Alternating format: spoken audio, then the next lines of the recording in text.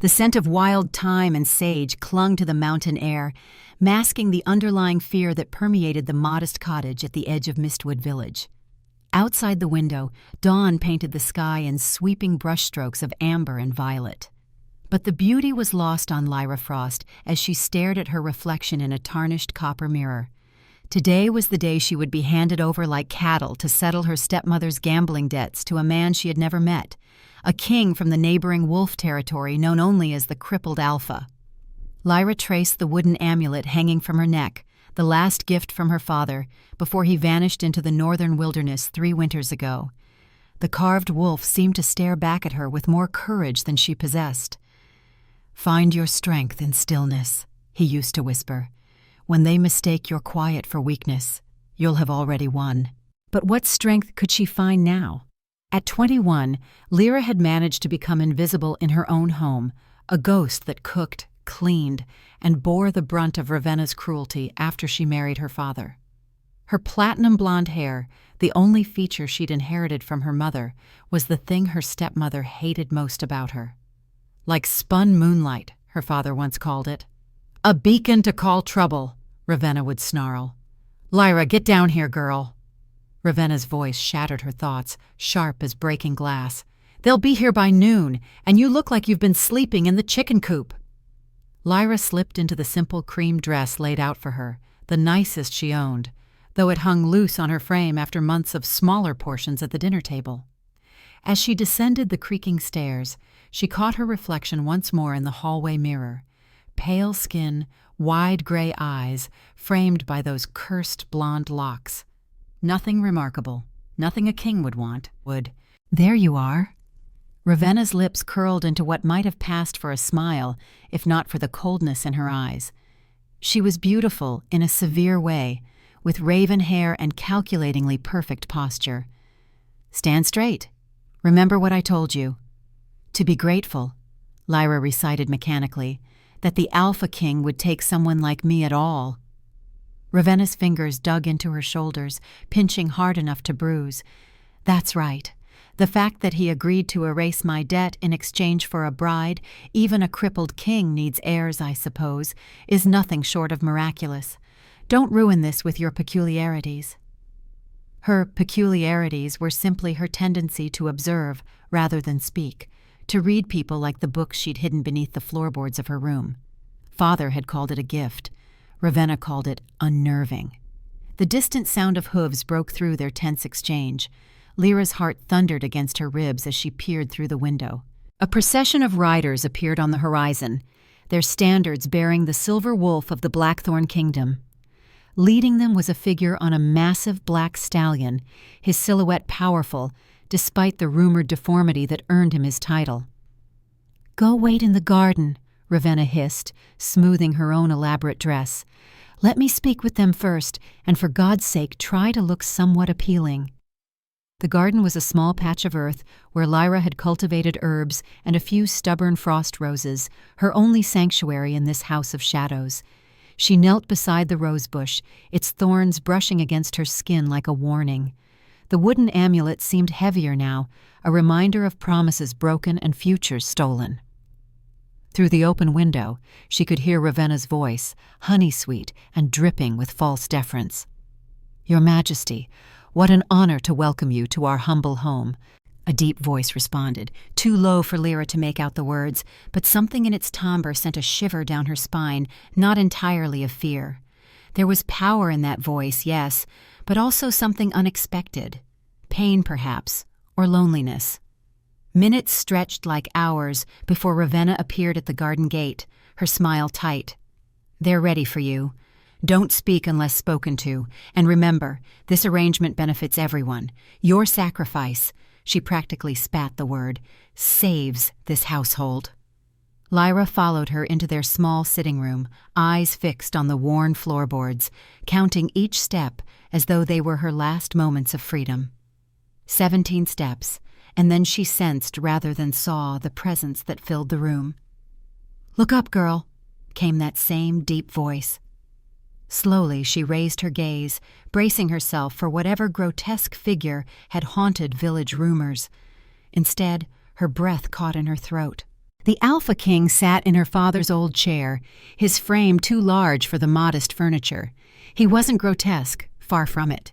His face was all sharp angles and stern beauty, framed by dark hair that brushed broad shoulders. His eyes were the color of thunderstorms, gray with flecks of amber that seemed to burn when they met hers. His jawline was shadowed with a neatly trimmed beard that couldn't hide a scar running from his left temple to his chin, a silver line that only emphasized his ferocity rather than diminishing it. It was only when he shifted that she noticed his right leg, held stiffly before him. Even through his fine clothing, she could see it was misshapen, bent at an unnatural angle. The source of his title. "This is the bride?" he asked, though not to her. An older man beside him, an advisor by his robes, nodded. "Lyra Frost, Your Majesty, as arranged." The king's eyes never left hers, searching, assessing. She felt stripped bare by that gaze, as though he could see every hidden thought, every fear. Her hands trembled, and she clasped them tightly together, the wooden amulet pressing into her palm. "She doesn't speak?" the king asked, a note of curiosity in his voice. "Oh, she speaks," Ravenna interjected with a nervous laugh. "When appropriate. She's properly trained in etiquette, I assure you." Something dark flickered across the king's face. "I didn't ask for a trained pet, Lady Ravenna. I asked for a bride." He stood then, revealing his full height, towering over everyone in the room, and she saw how he leaned heavily on an intricately carved cane. When he moved toward her, it was with a pronounced limp, yet there was nothing weak about his approach. Each step was deliberate, powerful, the rhythm of a predator who knew his own strength. "Do you consent to this arrangement?" he asked her directly, his voice low enough that perhaps only she could hear. The question startled her. No one had asked for her consent. Not Ravenna, not the village elders who had facilitated this deal. She stared up at him, searching those storm-cloud eyes for the trick, the trap. Her voice emerged as a whisper. "I was not aware I had a choice, Your Majesty." A muscle tightened in his jaw. "Everyone has choices, though rarely easy ones." He glanced at Ravenna, whose false smile had frozen in place. "If you refuse, I will still honor the debt forgiveness. Your stepmother's poor decisions need not determine your fate." The room fell silent. Ravenna's face drained of color, her eyes widening with disbelief and rage. The advisor shifted uncomfortably, and Lyra felt something unfamiliar flutter in her chest. Not hope exactly, but the distant cousin of possibility. "Why would you offer that?" The words escaped before she could think better of them. The king's lips curved slightly, not quite a smile. "Perhaps I've grown tired of transactions disguised as traditions." He leaned closer, and she caught his scent, pine and leather and something wild. "Or perhaps I'm curious about a woman who tends frost roses in a house without joy." He'd been watching her. The realization made her pulse quicken. "The carriage awaits, Your Majesty," the advisor interrupted, gesturing toward the door. "The ceremony is prepared for sunset." The king straightened, his expression once again unreadable. "Make your choice, Lyra Frost. Come as my bride, or remain here, free of both me and your stepmother's influence. I'll await your decision by the village well at midday." With that, he turned and limped from the room, his cane striking the floor in rhythm with her racing heart. The advisor followed, leaving her alone with Ravenna, whose fury seemed to radiate from her like heat from flames. "What game do you think you're playing?" she hissed, crossing the room so quickly Lyra barely had time to step back. "Bewitching him with your silent act, making him think you're something special? I didn't—" Ravenna's hand struck her cheek, the sound sharp in the quiet house. "You'll go to him. You'll accept. Or I swear by all that's holy, you'll regret what happens next." Lyra touched her stinging cheek, tasting blood where her teeth had caught her lip. The wooden amulet pressed against her skin, her father's words echoing in her mind. "Find your strength in stillness." What could be worse than what's already happened?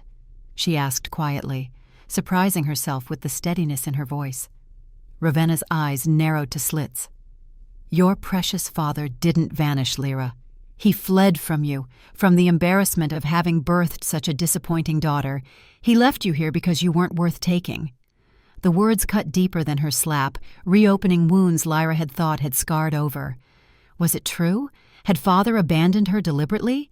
The doubt crept in like poison. She turned away, unable to bear the triumph in Ravenna's eyes. Through the window she could see the royal procession gathered by the village well. The king stood apart from his men, his gaze turned toward their house, waiting for her choice. What choice was there, really? Stay with a woman who despised her in a village that had always viewed her as strange and lacking, or go with a man she didn't know, to a kingdom she'd never seen, as a bride to a king whose reputation was built on ruthlessness? Her fingers closed around the wooden amulet, feeling its familiar contours. If nothing else, leaving would mean taking this small piece of her father with her, and perhaps, just perhaps, finding some part of herself she'd lost under Ravenna's cruel reign. She turned back to Ravenna, meeting her gaze squarely. "I'll need to pack my belongings." Something flickered in Ravenna's eyes. Surprise? Perhaps even a hint of respect? Then it was gone, replaced by cold calculation. "Don't take long. The king is not known for his patience." As Lyra climbed the stairs to gather what little she could call her own, she felt the weight of eyes following her. Looking back, she caught the king's gaze through the window, steady and intent, as though he could see straight through walls and flesh to the turmoil beneath. She couldn't know then what awaited her in his kingdom. She couldn't foresee the dangers, the revelations, or the impossible choice she would face after their wedding night. But in that moment, meeting his gaze across the distance, she felt something stir within her that she hadn't felt in years. Not hope, not yet, but its first, faltering breath. The journey to Blackthorn Kingdom took 3 days, though it felt like crossing between worlds rather than mere territories. Lyra sat in a carriage lined with velvet and smelling of pine, watching the familiar hills of her village recede into memory.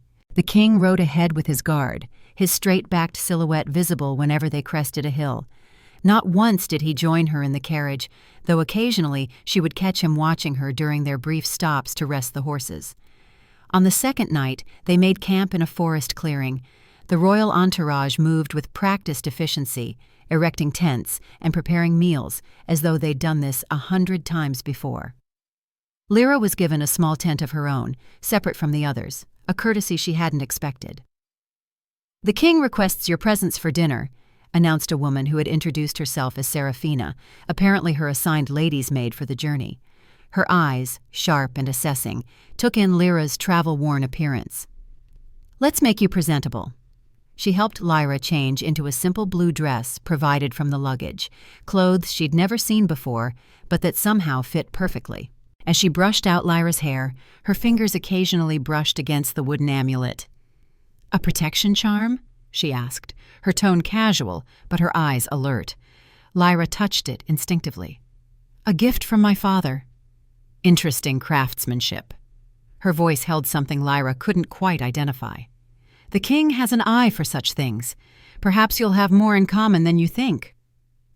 Before Lyra could question her meaning, Seraphina declared her ready and led her through the camp to a larger tent illuminated from within. 2 guards stood at the entrance, their expressions impassive as they parted to allow them through. Inside, the tent was sparsely furnished but comfortable.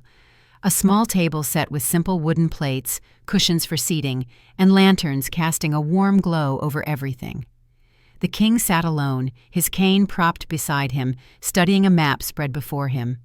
He looked up as she entered, and for a moment something like surprise flickered across his features. Had he expected her to refuse the invitation?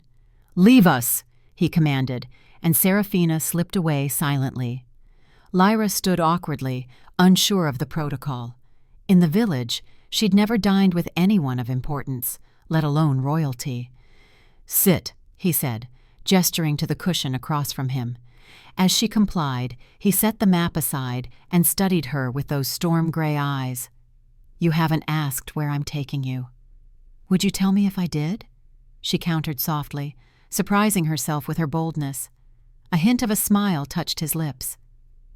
Blackthorn Castle sits on the northern cliffs, overlooking the Silver Sea.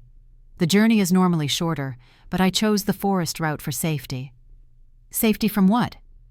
There are those who wouldn't want this marriage to proceed. His gaze was steady, measuring her reaction. Political alliances often create enemies. Lyra frowned, confusion replacing her nervousness. But this isn't a political alliance. It's a transaction. The word tasted bitter on her tongue. Something hardened in his expression. Is that what you believe? That I've purchased you to settle a gambling debt? Isn't that what happened? He leaned forward, his presence suddenly more intense. Your stepmother owed a debt, yes, but not to me. To Lord Draken, my cousin, a man with appetites that would make your blood run cold. When I learned he intended to collect by taking you as his property, I intervened. Lyra's heart stuttered. She'd heard whispers of Lord Draken, of girls who went to his manor and were never seen again. Why would you care? Because no person should be bartered like livestock. His voice was low, almost a growl. And because I need a queen, not a victim. A servant entered with platters of food, roasted meat, bread, and forest berries, interrupting whatever else he might have said. They ate in silence for a time, the implications of his words echoing in Lyra's mind. If what he said was true, he had saved her from a fate far worse than becoming his bride. "Tell me about yourself," he said eventually. "Not what your stepmother has told you to say, the truth." Lyra hesitated, unused to anyone wanting to hear her thoughts. "I'm not sure what truth you're looking for, Your Majesty." "Start with what you love." The unexpected question caught her off guard. What did she love? After years of surviving Ravenna's household, love seemed like a distant luxury. "Books," she answered finally. "Stories about places far away, and plants. I had a small garden." She twisted her fingers in her lap. "It's not much." "It's enough." His expression softened almost imperceptibly. "Books and growing things are honest loves, better than power or gold." "And what do you love, Your Majesty?" He seemed startled by the question, as though unused to being asked. The forest at dawn, the sound of rain on stone, old maps. A shadow crossed his face. "Though kings aren't meant to dwell on such things." There was something vulnerable in his admission, something that made him seem less like the fearsome alpha king of rumors and more like a man, complex, perhaps even lonely. The conversation flowed more easily after that. He asked about the books she'd read, listened attentively to her halting descriptions. She found herself speaking more than she had in years, drawn out by his genuine interest. Not once did he mention her peculiarities, or suggest she should be more or less than what she was. As the meal concluded, he reached for his cane and stood. "Tomorrow we reach Blackthorn. The ceremony will be at sunset." He paused, studying her. "There's still time to change your mind." "And go where?" she asked with a small, rueful smile. "Back to Ravenna. You could go anywhere. I would provide for you." The offer was tempting. Freedom, resources, a chance to chart her own course. Yet something held her back, something she couldn't quite name. "Why me?" she asked instead. "If you need a queen, why not choose a noble woman, someone trained for the role?" His laugh was short and without humor. "I've had my fill of nobility and their ambitions. Their fathers offer them like prizes. Their mothers coach them to simper and scheme." He shook his head. "I need someone who sees clearly, someone unafraid of truth." "And you think that's me?" "I think you've survived a household designed to break you, yet kept your own counsel. I think you watch and understand more than you say." His eyes found the wooden amulet at her throat. "And I think you carry secrets of your own." Before she could respond, he bowed slightly and turned to leave. At the tent entrance, he paused. "Rest well, Lyra Frost. Tomorrow, you either become a queen or begin a different journey entirely. The choice remains yours." After he left, She sat alone in the dimming light, her thoughts a whirlwind. He was not what she had expected, neither monster nor savior, but something far more complex, a king with a crooked leg who spoke of honest loves, a feared alpha who offered choices when he could have commanded. She returned to her tent to find Seraphina waiting. "Well?" she asked, her expression carefully neutral. "Has His Majesty scared you off yet?" "No," Lyra answered truthfully. "He's not what I expected." Seraphina's smile was quick and knowing. Few truly know him. Fewer still understand him. She helped Lyra undress for the night, her movements efficient. "The leg, you know, wasn't a birth defect as many believe. It was broken in 3 places when he was 16 and healing from the alpha transformation. His father did it." Lyra stared at her, horrified. Why would a father do such a thing? To remind him of his place. The old king believed power came from fear, not respect. She shook her head. Our king learned a different lesson from his pain. That night, sleep eluded Lyra. She lay awake listening to the sounds of the forest and the occasional movement of guards outside. The wooden amulet seemed warmer against her skin, almost alive with some energy she couldn't name. When she finally drifted off, she dreamed of storm-gray eyes and gentle hands, of a castle on a cliff where the wind spoke her name. Dawn broke with commotion, urgent voices, horses neighing in alarm. Lyra barely had time to dress before Seraphina burst into her tent.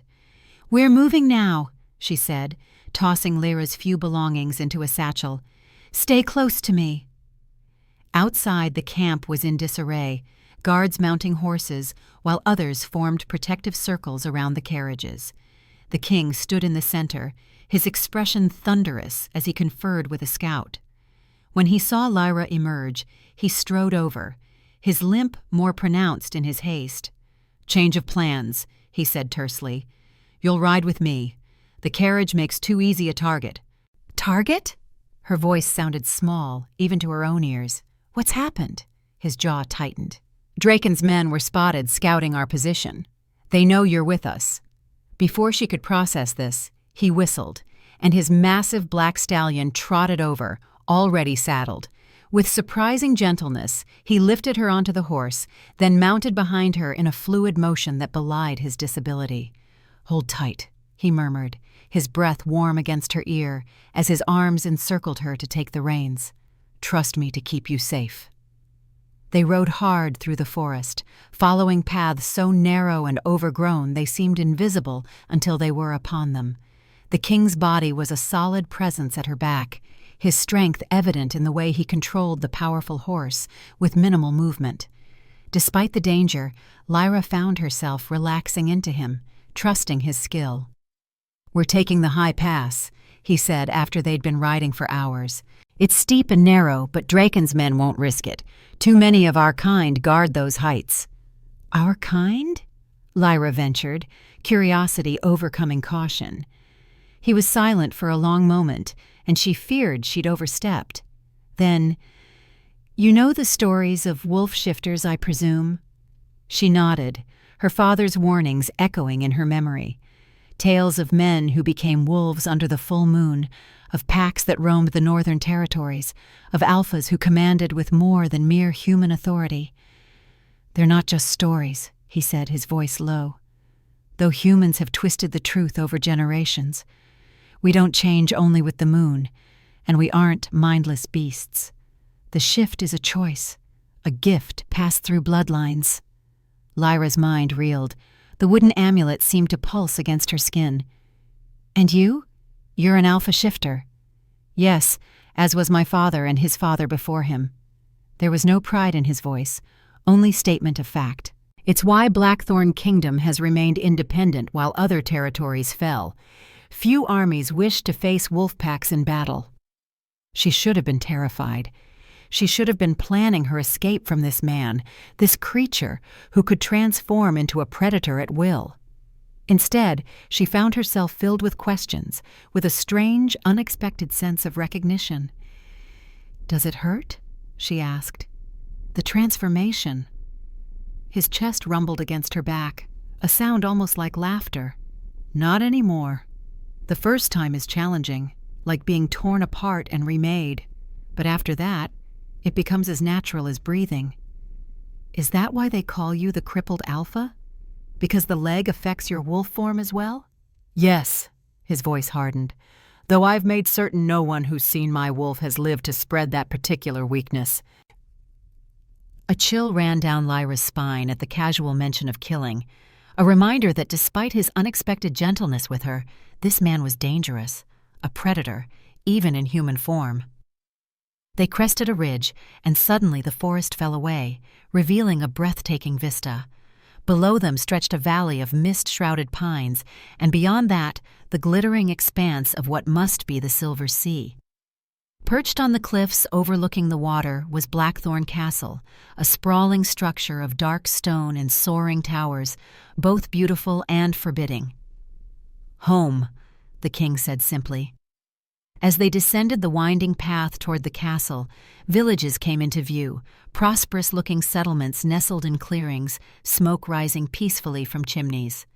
People stopped their work to watch them pass, bowing respectfully, though Lyra noticed how their gazes lingered on her with unconcealed curiosity. "They wonder who you are," the king murmured. "News travels fast in the kingdom, but I kept the details of my bride private." "What will they think when they learn you've married a nobody from a border village?" she asked, anxiety creeping back as the reality of her situation sank in. His arms tightened slightly around her. "They'll think I've chosen someone untainted by court politics and noble scheming, someone new." "And what will your council think?" "They'll obey their king." There was no doubt in his tone, only absolute certainty of his authority. The castle gates opened as they approached, guards in silver and black saluting as they passed through. In the courtyard, a welcoming party waited, stern-faced advisors, elegantly dressed ladies, servants standing at attention. Their collective gaze felt like a physical weight as the king dismounted, then reached up to lift her down. As her feet touched the ground, the wooden amulet slipped from beneath her dress, catching the sunlight. A murmur ran through the assembled crowd, and she saw several advisors exchange significant glances. The king's hand closed around hers, firm and reassuring. "Welcome to Blackthorn, Lyra Frost," he said, his voice pitched to carry across the courtyard. "Tonight you become my queen." The wooden amulet seemed to burn against her skin, and something stirred in the back of her mind, a memory, a warning, or perhaps a promise made long ago. As she stood beside the Alpha King, facing a future she could never have imagined, she couldn't know that the greatest danger awaited not from Lord Draken's men, or even from court intrigue. The danger lay in what would happen after their wedding night, when ancient magic awakened and secrets buried for generations rose to the surface, secrets that would force her to choose between the man who had saved her and the heritage she never knew was hers. The hours before the wedding passed in a blur of unfamiliar faces and hushed instructions. Lyra was whisked away to chambers larger than her entire village home, where a team of attendants bathed, dressed, and prepared her for the ceremony. Serafina supervised it all, her sharp eyes missing nothing. The dress was his mother's, she explained, as they lowered a gown of silver and midnight blue over Lyra's head. Altered, of course, she was taller. The dress fit as though made for her, clinging to her frame before falling in a graceful sweep to the floor. Tiny silver beads caught the light like stars, and the bodice was embroidered with wolves running beneath a full moon. When she touched the delicate stitching, her fingers trembled. "He kept his mother's dress all these years?" Serafina's expression softened momentarily. "The queen was kind, a rarity in the royal family. She died when the king was 12. Poisoned, they say, by those who found her influence inconvenient." The implications hung heavy in the air, a subtle warning of the world she was entering. As attendants arranged her hair, weaving small white flowers through the pale blonde strands, Lyra caught sight of herself in the mirror and barely recognized the woman staring back. She looked regal, almost ethereal, and utterly terrified. "What if I can't be what he needs?" she whispered, more to herself than to Serafina. The maid paused in adjusting her sleeve. "The king doesn't need another politician or strategist. He has plenty of those." Her eyes met Lyra's in the mirror. "He needs someone who sees him as a man, not just an alpha or a crown." Before she could question her further, trumpets sounded from the courtyard. Serafina straightened, all business once more. "It's time." The ceremony took place in the castle's ancient stone temple, open to the sky where the dome had partially collapsed generations ago. Twilight filtered through the opening, bathing the circular chamber in soft lavender light. Hundreds of candles lined the walls and floors, their flames dancing in the gentle breeze. The king waited at the center of the temple, standing beside a stone altar covered in furs and flowers. He wore formal attire, black with silver accents that matched her dress, his dark hair pulled back to reveal the strong lines of his face. His cane was different for the occasion, topped with a silver wolf's head that gleamed in the candlelight. As Lyra walked toward him, escorted by the royal guard, she felt the weight of hundreds of eyes upon her. The temple was filled with nobles and courtiers, all watching with expressions ranging from curiosity to barely disguised hostility. None of them knew her. Many clearly wondered why their king had chosen an outsider over their daughters and sisters. When she reached the altar, the king extended his hand. She placed hers in his, noting how he squeezed gently, as if in reassurance. "You came," he murmured, low enough that only she could hear. "Did you doubt I would?" she whispered back. A hint of a smile touched his lips. "I've learned to expect the unexpected from you, Lyra Frost." The ceremony itself was unlike anything she'd imagined. There were no vows of obedience or servitude, but rather promises of partnership and protection. When the high priest asked for the binding symbols, the king produced 2 silver rings etched with ancient runes. "These have been in my family for 10 generations," he explained quietly as he slipped one onto her finger. "They're said to reveal truths hidden by time." As the ring settled against her skin, a strange warmth spread up her arm. For a heartbeat, the wooden amulet at her throat seemed to pulse in response. The priest raised his hands, speaking in a language Lyra didn't recognize, older than any she'd heard, full of hard consonants and flowing vowels. The king responded in kind, his deep voice giving the words a resonance that seemed to vibrate through the stone beneath their feet. Then it was her turn. The priest looked at her expectantly, and panic fluttered in her chest. She didn't know the words, couldn't possibly respond correctly. But as she opened her mouth to apologize, something strange happened. Words she had never learned flowed from her lips, perfectly pronounced in that same ancient language. She heard herself speaking as though from a distance, felt the syllables shape themselves without her conscious direction. Gasps echoed through the temple. The king's eyes widened, his grip on her hand tightening. The priest took a step back, making a gesture she recognized as a ward against evil. "What did I say?" she whispered, frightened by her own voice. The king's expression was unreadable. "You spoke the traditional response in perfect old tongue." His eyes searched hers. "How?" Before she could answer, before she could explain that she had no explanation, the priest hastily continued the ceremony. Though Lyra noticed how he avoided looking directly at her afterward. With the exchange of rings and the ceremonial drinking from a shared chalice, she became queen of Blackthorn Kingdom. The king, her husband, raised their joined hands, and a cheer rose from the assembled crowd, though it seemed more dutiful than joyful. The celebration that followed was elaborate, held in the castle's great hall.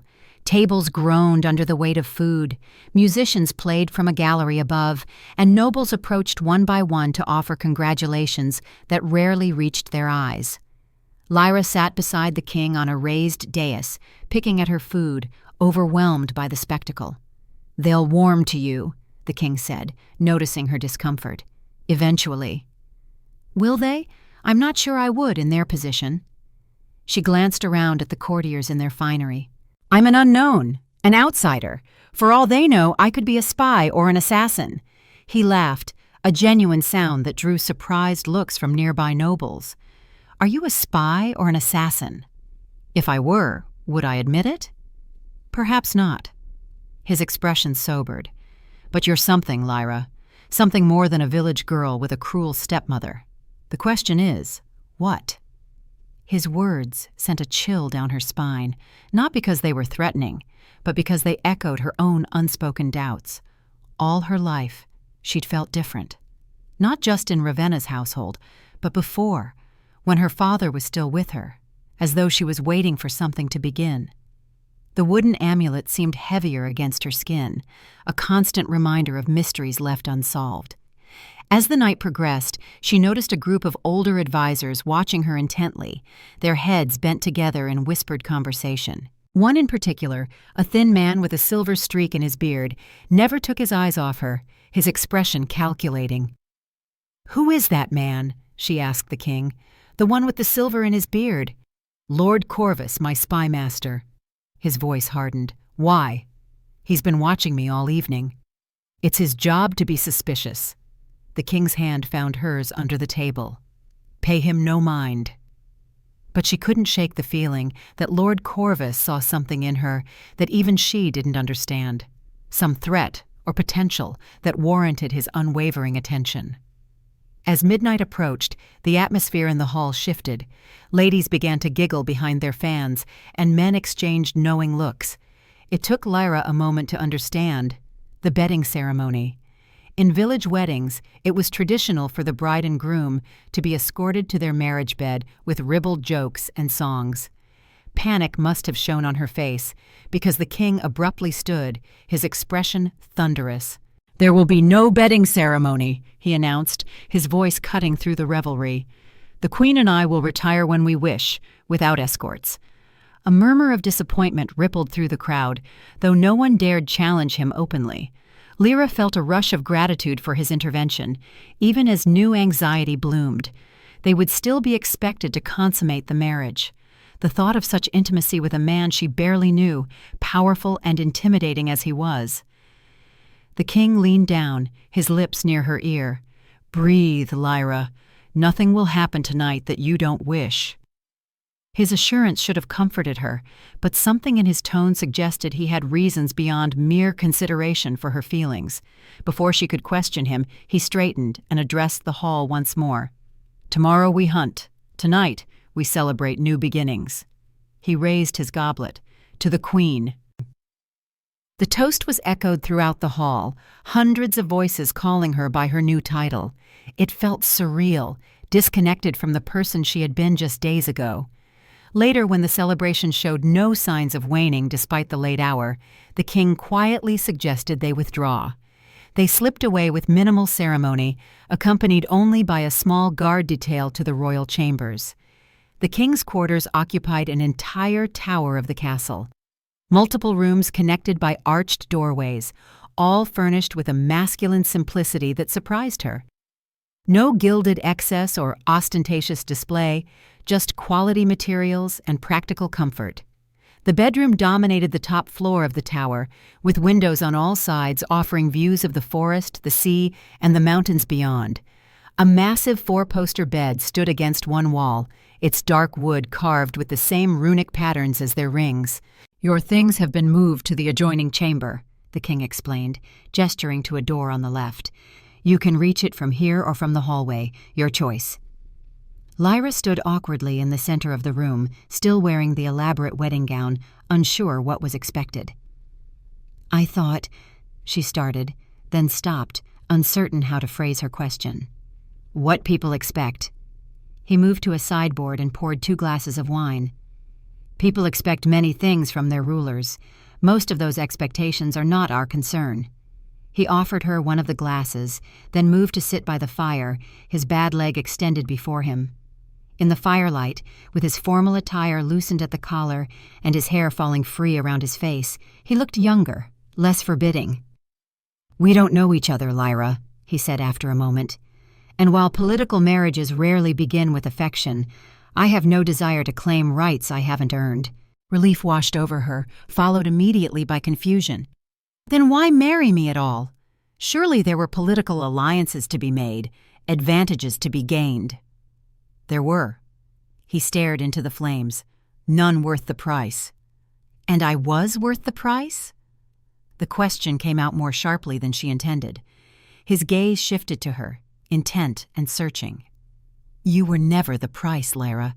You were the unexpected variable that changed the equation entirely. I don't understand." "No," he sighed. "And I can't explain fully, not yet. But I can tell you this. When I first heard of Ravenna's arrangement with Draken, I intended only to intervene to ensure you weren't treated as property. It was when I saw you in that garden tending roses and speaking to them as though they could understand that I knew." "Knew what?" she whispered. "That you belonged here in Blackthorn, though perhaps not as my queen." His hand moved unconsciously to his bad leg, and something in the gesture made Lyra's heart ache. The wooden amulet seemed to burn against her skin, and suddenly she needed air, space to think. She placed her untouched wine on a table and moved toward the door leading to her chambers. "Tomorrow," she said, pausing at the threshold, "I want the truth, all of it." He nodded, something like relief crossing his features. "Tomorrow, then. Sleep well, my queen." In her private chamber, Seraphina waited to help her out of the wedding gown. As she unlaced the intricate fastenings, she kept her voice carefully neutral. "The bedding ceremony is traditional for royal marriages. Some will question its absence." "Let them question." Lyra was too exhausted for diplomacy. "They will say worse than questions," Seraphina warned. "They will say the marriage is unconsummated, invalid." "Is it invalid without that?" She hesitated. "Traditionally, yes. But the king makes the laws in Blackthorn. What he recognizes, others must accept." As Seraphina helped her into a nightgown of soft linen, Lyra caught her studying the wooden amulet with renewed interest. "You should hide that," she said quietly.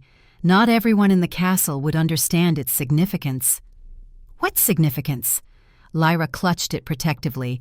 "It's just a gift from my father." Seraphina's expression was pitying. "Is that what you believe?" Before Lyra could demand clarification, a commotion erupted in the corridor outside. Raised voices, the clatter of weapons. Seraphina moved swiftly to lock the door, her posture suddenly alert. "Stay here," she commanded, all pretense of servility gone. "Whatever happens, whatever you hear, do not open this door until the king himself calls for you." Lyra pressed her ear against the heavy wooden door, straining to hear what was happening in the corridor. Men's voices, urgent and angry, echoed off stone walls. Among them, she recognized the king's, commanding, with an underlying growl that seemed barely human. "How did they breach the outer wall?" he demanded. "Unknown, your majesty," came the response. "But they carry Lord Draken's banner, and silver weapons." Silver weapons. The phrase sent a chill through Lyra, though she couldn't say why. Something about it triggered a half-memory, like a dream she'd forgotten upon waking. "Double the guard on the queen's chamber," the king ordered. "No one enters without my express command." Footsteps retreated, and then silence fell. Lyra backed away from the door, hugging herself against a sudden chill. The wooden amulet seemed to pulse against her skin, its rhythm matching her racing heart. Outside, clouds drifted across the moon, casting shifting shadows through the tall windows. Sleep was impossible. Lyra paced the unfamiliar room, examining the fine furnishings that were now impossibly hers. A writing desk inlaid with mother-of-pearl, shelves lined with books whose spines she itched to examine, tapestries depicting forest scenes where shadowy wolves watched from between ancient trees. One tapestry drew her closer. Unlike the others, it showed not the forest, but a woman standing alone on a cliff edge, her pale hair streaming in a wind only she could feel. At her throat, she wore what appeared to be a wooden amulet. Lyra's fingers reached unconsciously to touch her own, the similarities too striking to ignore. A floorboard creaked behind her. She whirled, heart in her throat, expecting to find someone had entered silently. Seraphina, perhaps, or the king himself. The room was empty, and yet the sensation of being watched prickled across her skin. "Who's there?" she called, her voice steadier than she felt. No answer came, but the shadows near the window seemed to deepen, to take on substance. The wooden amulet grew warm, almost hot, against her skin. Without conscious thought, she found herself backing toward the bed where a silver letter opener lay among the decorative pillows. Her fingers closed around it, the metal cool and reassuring in her palm. "I know someone's there," she said, raising the makeshift weapon. "Show yourself." The shadow by the window rippled like water disturbed by a stone. Then it stepped forward, resolving into the silhouette of a man, tall and lean, his features obscured by darkness.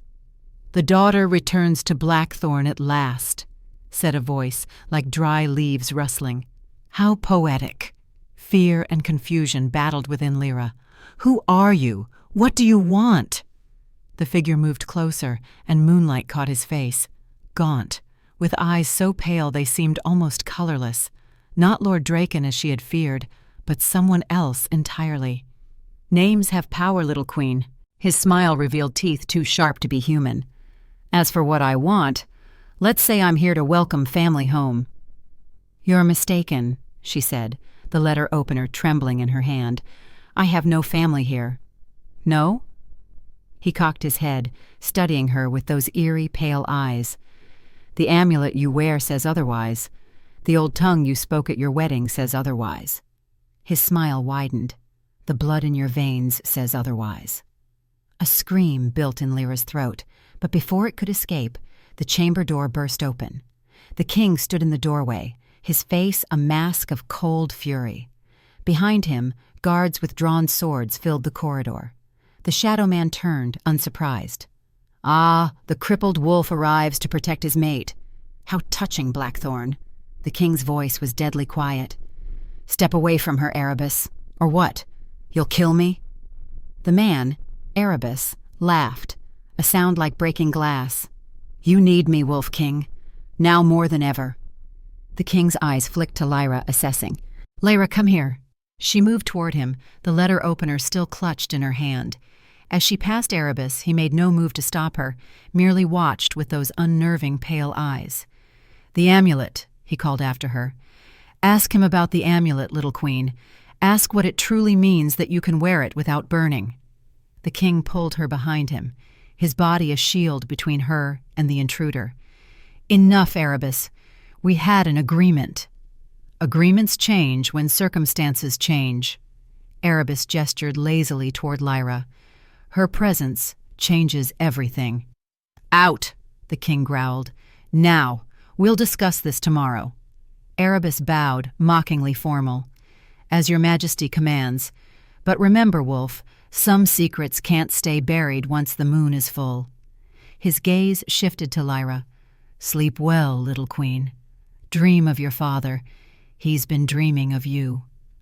With that cryptic statement, he seemed to melt back into the shadows, disappearing as though he'd never been solid at all. The king's shoulders remained rigid with tension, even after Erebus vanished. He turned to the guards. "Search every corner of the castle. I want to know how he got in and who let him." As the guards dispersed, he guided Lyra back into his chambers, closing and locking the door behind them. Only then did his composure crack. He slammed his fist against the stone wall, a sound like a snarl escaping his throat. "What was he?" Lyra asked, her voice small. The king ran a hand through his hair, his breathing ragged. "Erebus is complicated. He serves as royal advisor, though not by my choice. A legacy from my father's reign." "He's not human." "No. Few in Blackthorn are entirely human, Lyra." He met her gaze directly, myself included. He implied. She touched the wooden amulet, which had cooled once more. "He called me family." The king's gaze dropped to the amulet, something like resignation crossing his features. "It's time for truth. Earlier than I'd hoped." He gestured for her to sit by the fire, which still burned low in the grate. As she settled into a chair, he remained standing, his bad leg seemingly forgotten in his agitation. "What do you know of your mother?" he asked abruptly.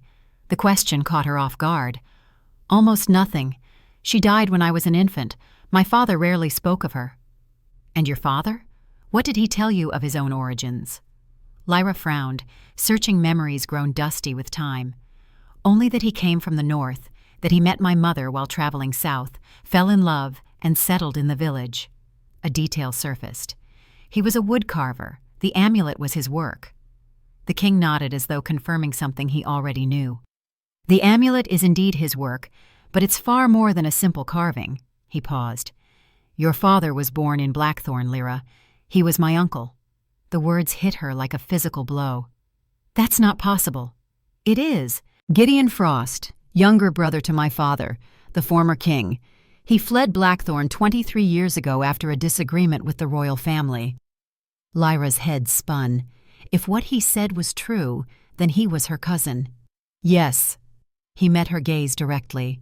And you are a princess of Blackthorn by birth, with a legitimate claim to the throne in your own right. The room tilted around Lyra Frost. Her father, a prince. Herself, royal blood. It was too fantastical to believe, and yet it explained the strange difference she'd sometimes sensed in herself, the court's suspicion, Lord Corvus's watchful gaze. If that's true, she said slowly, why did my father never tell me? Why raise me in a village? Let me suffer under Ravenna's cruelty, when I could have claimed my birthright? Because claiming that birthright would have meant your death. Alaric's voice was grim. My father, your grandfather, was not a merciful man. When Gideon left, it was under sentence of execution for treason. That sentence extended to any children he might have. But your father is dead now. Yes, but those loyal to him remain in power throughout the court. Lord Corvus, the high priest, Erebus. His expression darkened. I've spent years carefully consolidating my authority, removing the worst of my father's influences, but some roots go too deep to extract without collapsing the entire structure. Lyra stared into the fire, trying to process this impossible revelation. So you married me to what? Protect me? Legitimize my claim? Both.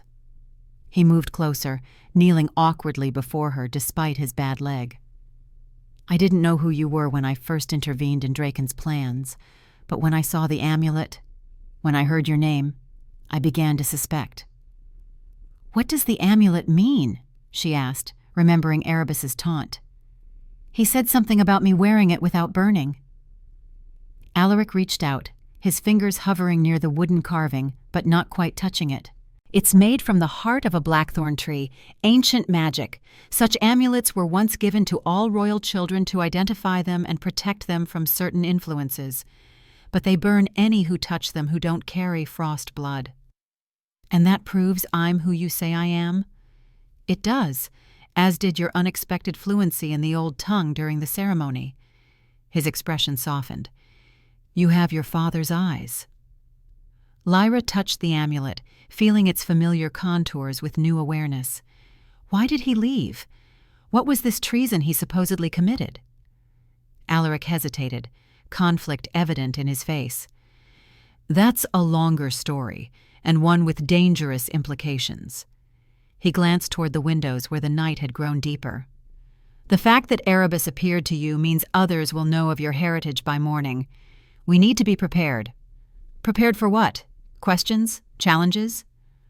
Possibly worse. There are those who would see your return as an opportunity, and others who would consider it a threat.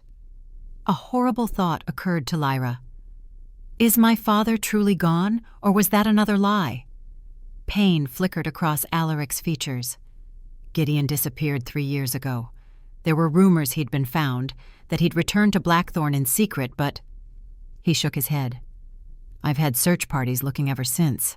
If he's alive, he doesn't want to be found. Lyra's throat tightened with unexpected grief. All these years, she'd nurtured hope that her father might return, might explain his absence. Now, learning he was more than she'd ever imagined, and simultaneously less, a prince who abandoned his daughter to a cruel fate, felt like losing him all over again. Erebus said my father was dreaming of me, she whispered. Erebus says many things, few of them straightforward truth. Alaric stood, wincing as he put weight on his bad leg. We can't trust him, but unfortunately we can't ignore him either. Why not? What is he exactly?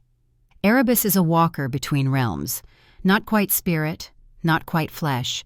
He served my father and his father before him, bound by magic I don't fully understand. Alaric's expression was troubled. He knows things no one should know, sees things no one should see, and he has his own agenda, always. A bone-deep weariness settled over Lyra. Too many revelations, too many questions with partial answers. What happens now? Now we present a united front.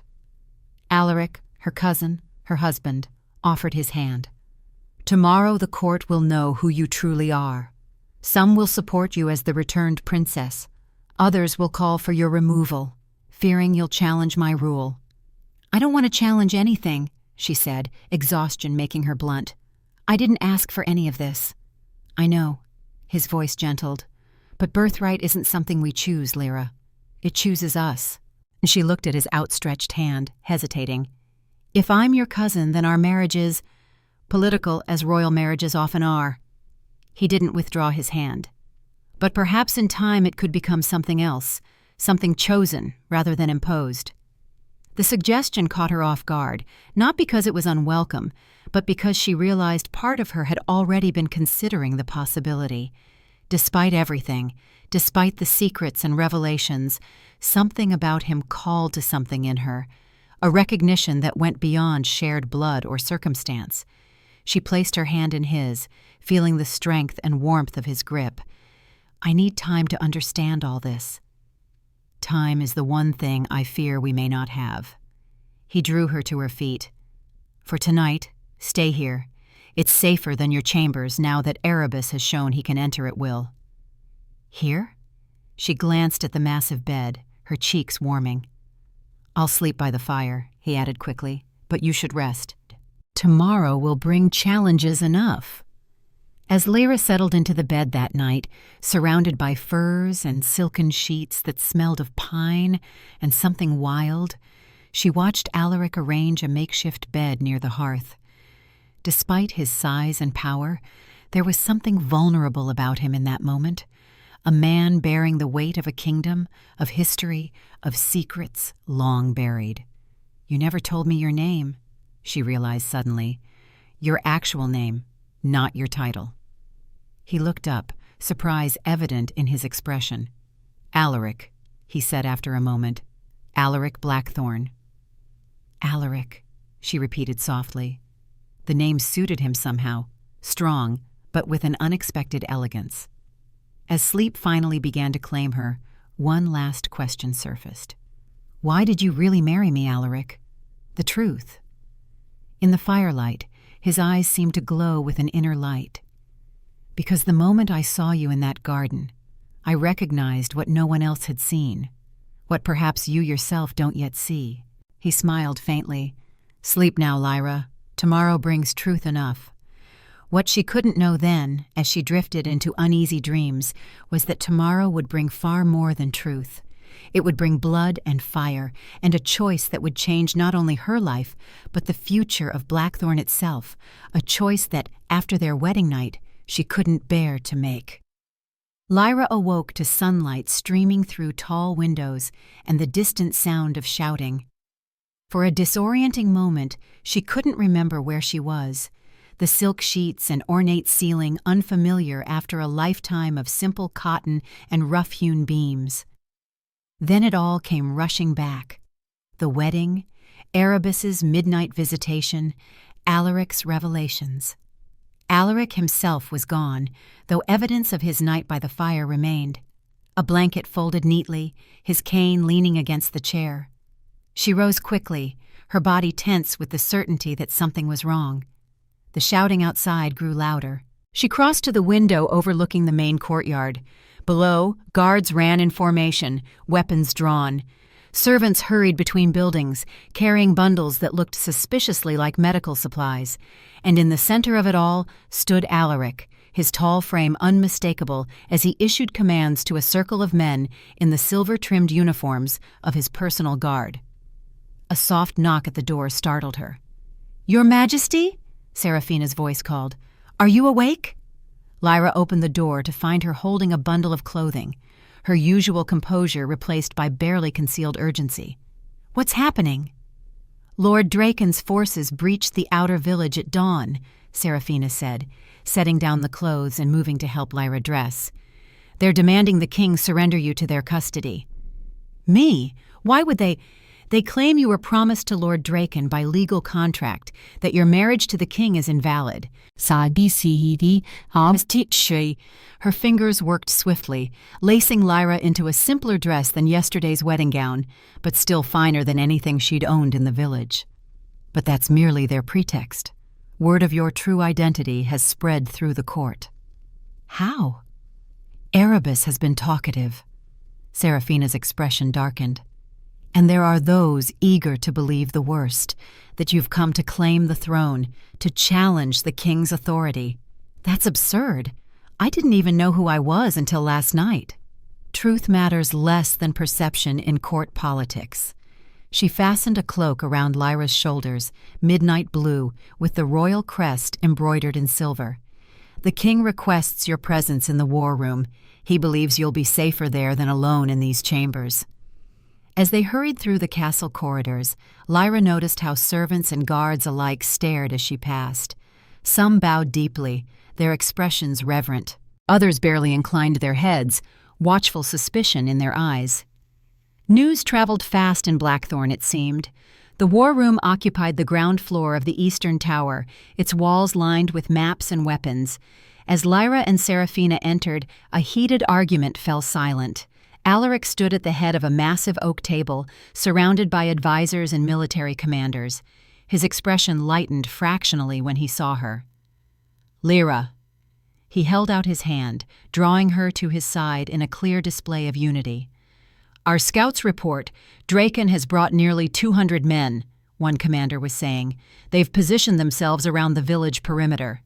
200? Lyra echoed, horrified at the thought of so many soldiers endangering the kingdom's people. "All this over a gambling debt?" An older man with a silver streak in his beard, Lord Corvus, the spymaster, made a dismissive sound.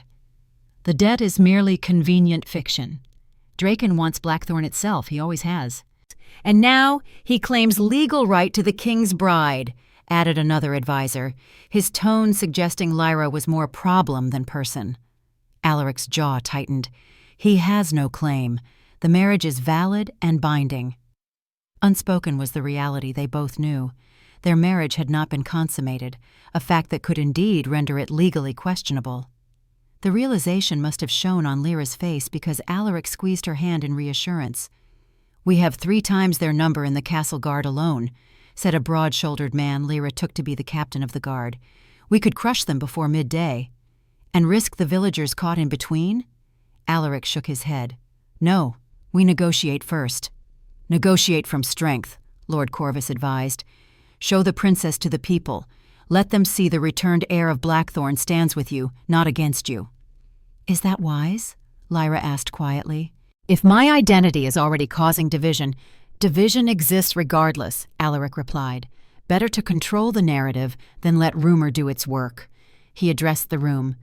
"Prepare the balcony address. At noon, the Queen and I will speak to the people together." As the advisors dispersed to carry out his orders, Alaric led Lyra to a private alcove off the main room. His face showed the strain of the night's events, shadows beneath his eyes speaking of little rest. "I'm sorry," he said softly. "This is happening faster than I anticipated." "None of this is your fault." Lyra touched the wooden amulet, which had become a nervous habit. "But I don't understand what Draken hopes to achieve. Even if he somehow took me, what would that accomplish?" "In the old laws, the one who claims a royal bride may claim what she brings as dowry." Alaric's expression was grim. As Gideon's daughter, your dowry would be his portion of the kingdom, the eastern territories, including the silver mines that are Blackthorn's primary wealth. That's archaic. Yes, but legally binding unless challenged by force. His hand moved unconsciously to his bad leg. Draken knows I've spent years building peace, that I'd hesitate to plunge the kingdom back into civil war. He's counting on that hesitation. A thought struck Lyra. You knew this could happen. When you married me, you knew Drakon might make this claim. Alaric didn't deny it. I suspected he might try. What I didn't anticipate was Erebus's intervention, or how quickly your identity would spread. He met her gaze directly. I meant to tell you everything, to prepare you, but events have outpaced intentions. Before she could respond, the door to the alcove opened. Seraphina entered, her face ashen. Your Majesties, she said, the formal address still strange to Lyra's ears. Lord Draken's envoy has arrived with terms. Show him in, Alaric ordered, straightening to his full height, one hand resting on his cane. The envoy was a thin man with cold eyes, dressed in Draken's colors of green and black. He bowed perfunctorily, his gaze lingering on Lyra with undisguised assessment. Lord Draken extends greetings to His Majesty, he began, his tone suggesting anything but respect, and congratulations on his hasty marriage. Alaric remained impassive. State your master's terms. The envoy smiled thinly. Lord Draken recognizes the delicacy of the situation. He offers a solution that preserves dignity for all parties.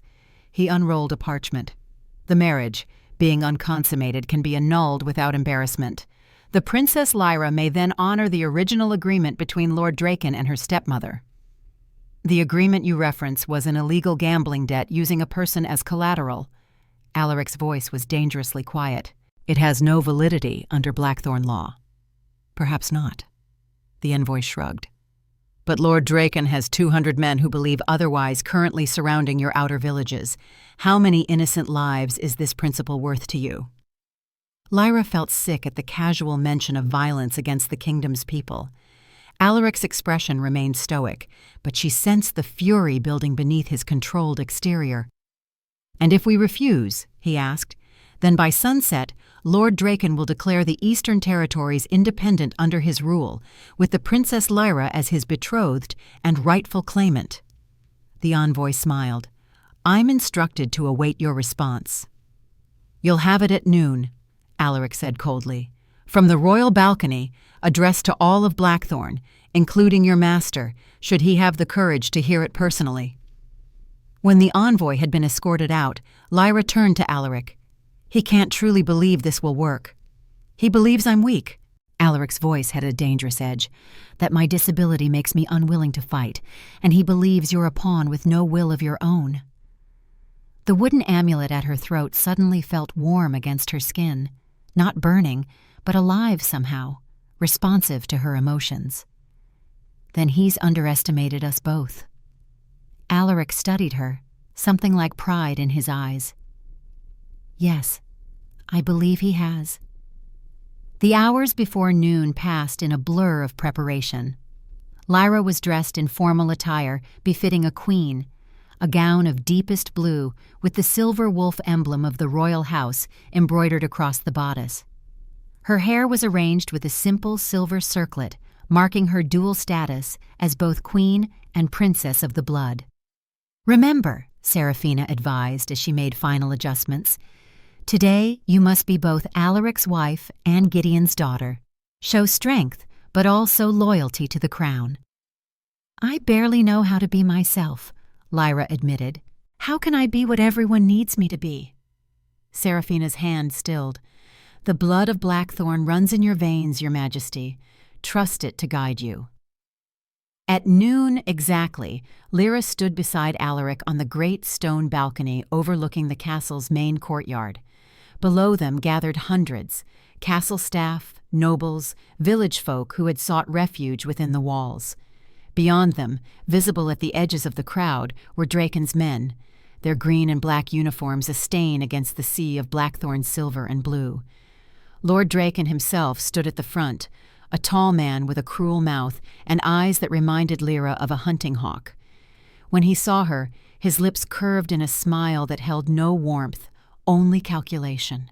Alaric raised his hand, and silence fell across the courtyard. "People of Blackthorn," he began, his voice carrying effortlessly to the farthest corners. "Today we face a threat not from outside our borders, but from within. Lord Draken, once sworn to the crown, now stands before us demanding what is not his to claim." Murmurs rippled through the crowd. Alaric continued, his tone measured but forceful.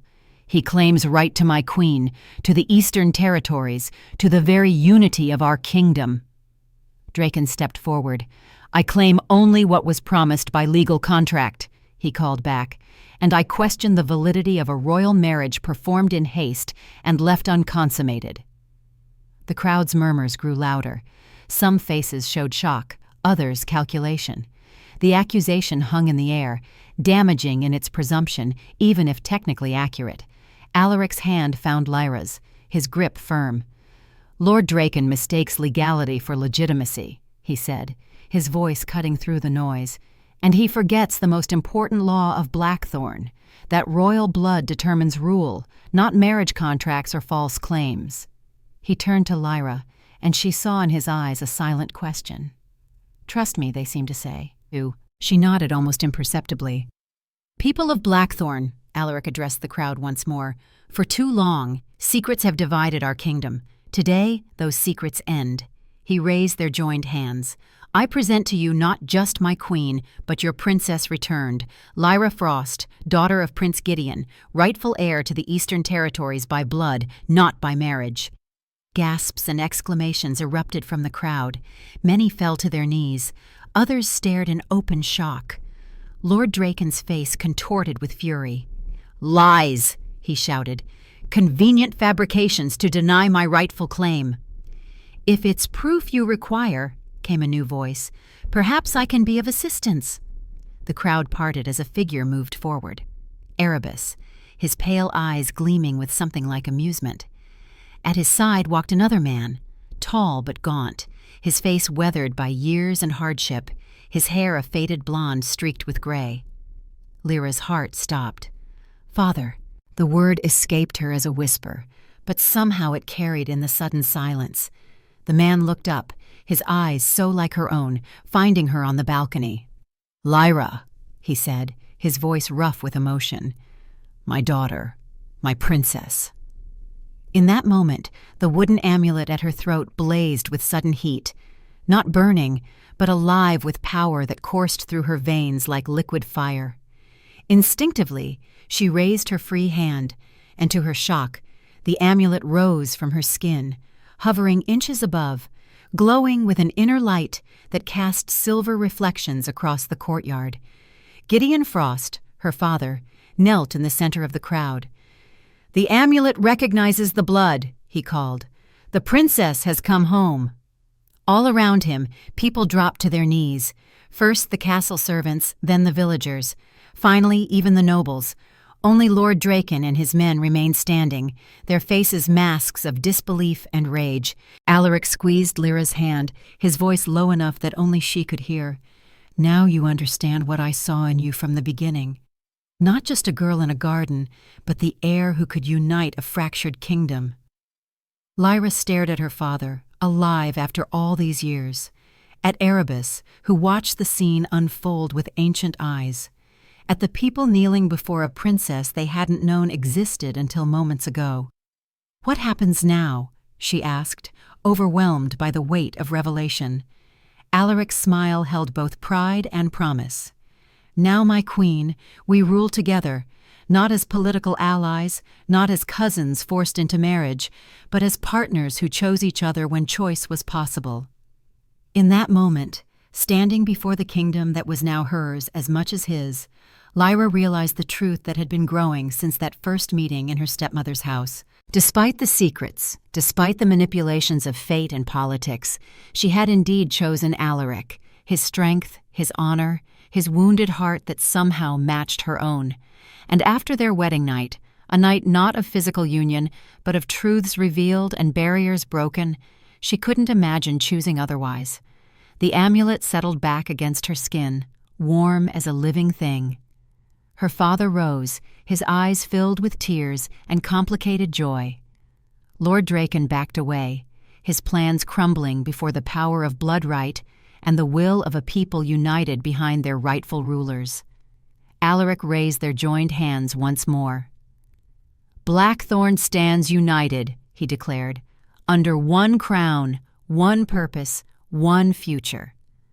As the crowd erupted in cheers, he turned to Lyra, his expression more open than she'd ever seen it.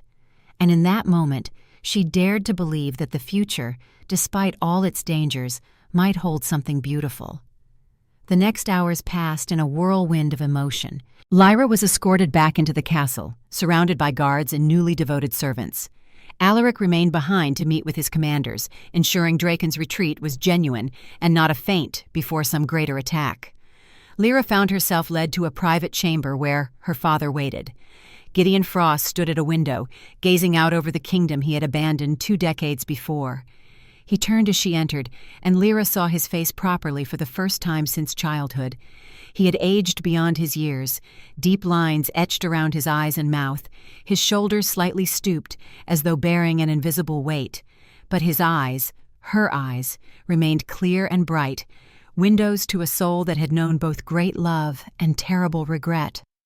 "Lyra!" His voice broke on her name. "My little Frost Rose." The childhood endearment shattered something inside her. Tears she had not allowed herself to shed since his disappearance now flowed freely. She stood rooted to the spot, unable to move toward him, unable to retreat. "You left me," she said, her voice barely above a whisper. "With her. You left me to suffer." Pain contorted his features. "To save you. Always to save you." He took a halting step toward her, then stopped, respecting the barrier her pain had erected. Ravenna was never meant to be cruel. She was paid handsomely to keep you safe, to keep you hidden. I chose her because she had no connection to the court, because no one would think to look for a princess in her care. She hated me. She feared you, your power, your heritage. He gestured to the amulet at her throat. That charm reveals more than it conceals to those with eyes to see. Lyra's hand went to the wooden wolf. "Alaric, the king. He said it's made from the heart of a blackthorn tree." "The heart of the blackthorn tree," Gideon corrected gently. "The ancient one that grows in the sacred grove east of the castle. Its wood holds power that few understand and fewer still can wield." His expression grew distant. "I carved that amulet the night you were born, when visions showed me the danger that would come for you. It was meant to hide you from Erebus's sight, while marking you for those loyal to the true bloodline. Why didn't you tell me who I was? Why keep me ignorant?" "Knowledge is a beacon, daughter. The less you knew, the safer you were." Regret shadowed his face. "At least, that was my belief. Now I wonder if I was wrong, if preparing you would have been better than protecting you." A knock at the door interrupted them. Seraphina entered with a tray of food and wine, her eyes darting curiously between father and daughter before she withdrew, closing the door behind her. Gideon gestured to the small table. "Please, you must have questions. Many questions." Lyra moved to the table, accepting the offered chair more from exhaustion than forgiveness. "Where have you been these 3 years?" "In the Shadowlands, beyond the Silver Sea." He poured wine with a slightly trembling hand.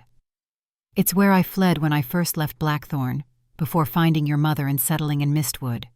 When rumors began spreading that Draken was searching for a girl of your description, I knew my absence might protect you. What I didn't know was that Ravenna had gambling debts, or that she would see you as currency. You might have written, sent word, something. Every connection was a potential threat." He met her gaze squarely. "But you're right. My caution became cowardice. My protection became abandonment. For that, I can only ask forgiveness I don't deserve." Lyra studied his face, searching for the father she remembered, the man who taught her the names of plants and stars, who held her when nightmares came. She found him, buried beneath layers of sorrow and regret. "Why did you leave Blackthorn originally? Alaric said you were sentenced for treason." Gideon's expression hardened. "I opposed the ritual of 7 bloodlettings, an ancient ceremony the old king, your grandfather, sought to revive. It requires the willing sacrifice of 7 royal family members, their blood mixed with the sap of the blackthorn tree." "Sacrifice? You mean death?" "Not necessarily, but blood carries power, especially royal blood. When mixed with the tree's essence, it creates a bond that can be used by those who know the old ways." His voice lowered. "Erebus knows the old ways. He convinced my brother that the ritual would grant him immortality, allow him to rule for centuries rather than decades." "But you didn't believe that." "I believed the price too high. The ritual would have bound the entire bloodline to Erebus's will, including any children I might have. When I discovered your mother was with child, with you, I couldn't allow it." "So you stole me away?" "Yes, and your grandfather declared it treason, sentenced me to death, and extended that sentence to any offspring I might have produced." A bitter smile touched his lips. "He never knew how close you were, already born, already marked with the amulet that would both hide and proclaim your heritage." Lyra sat back, trying to absorb the magnitude of what he was telling her. "And now? Why reveal yourself now, after all these years?" "Because Erebus found me. 3 months ago, in my exile, he came to me with visions of you, here, in Blackthorn, wearing the queen's crown beside Alaric." Gideon's eyes clouded with memory. "He showed me Draken's plans, showed me what would happen if I didn't return. And so I made a deal with the very creature I'd spent my life fleeing." "What kind of deal?" Before he could answer, the door opened again. Alaric entered, his face grave, leaning heavily on his cane. The confrontation with Drakon had clearly taken its toll. "Uncle?" he acknowledged Gideon with a formal nod. "I see you've begun the explanations." "Some," Gideon replied. "Not all. Drakon has withdrawn to his holdings," Alaric told Lyra, taking the seat beside her. "But he hasn't surrendered his claim. We've won a reprieve, not a victory." "What will he do?" she asked. "Gather more men, seek allies among those nobles who fear what your return might mean." Alaric's gaze shifted to Gideon. "And perhaps consult with those who might provide advantages beyond mere military strength." Something passed between the two men, an unspoken tension that Lyra couldn't decipher. Gideon broke the silence first. "You need to show her the tree." Alaric's jaw tightened. "Is that wise? She's only just learned—" "She's already channeled its power through the amulet," Gideon interrupted. "She needs to understand what that means before Erebus twists the truth to his own purposes." Lyra looked between them, frustration mounting. "I'm sitting right here. Stop talking about me as though I'm not present."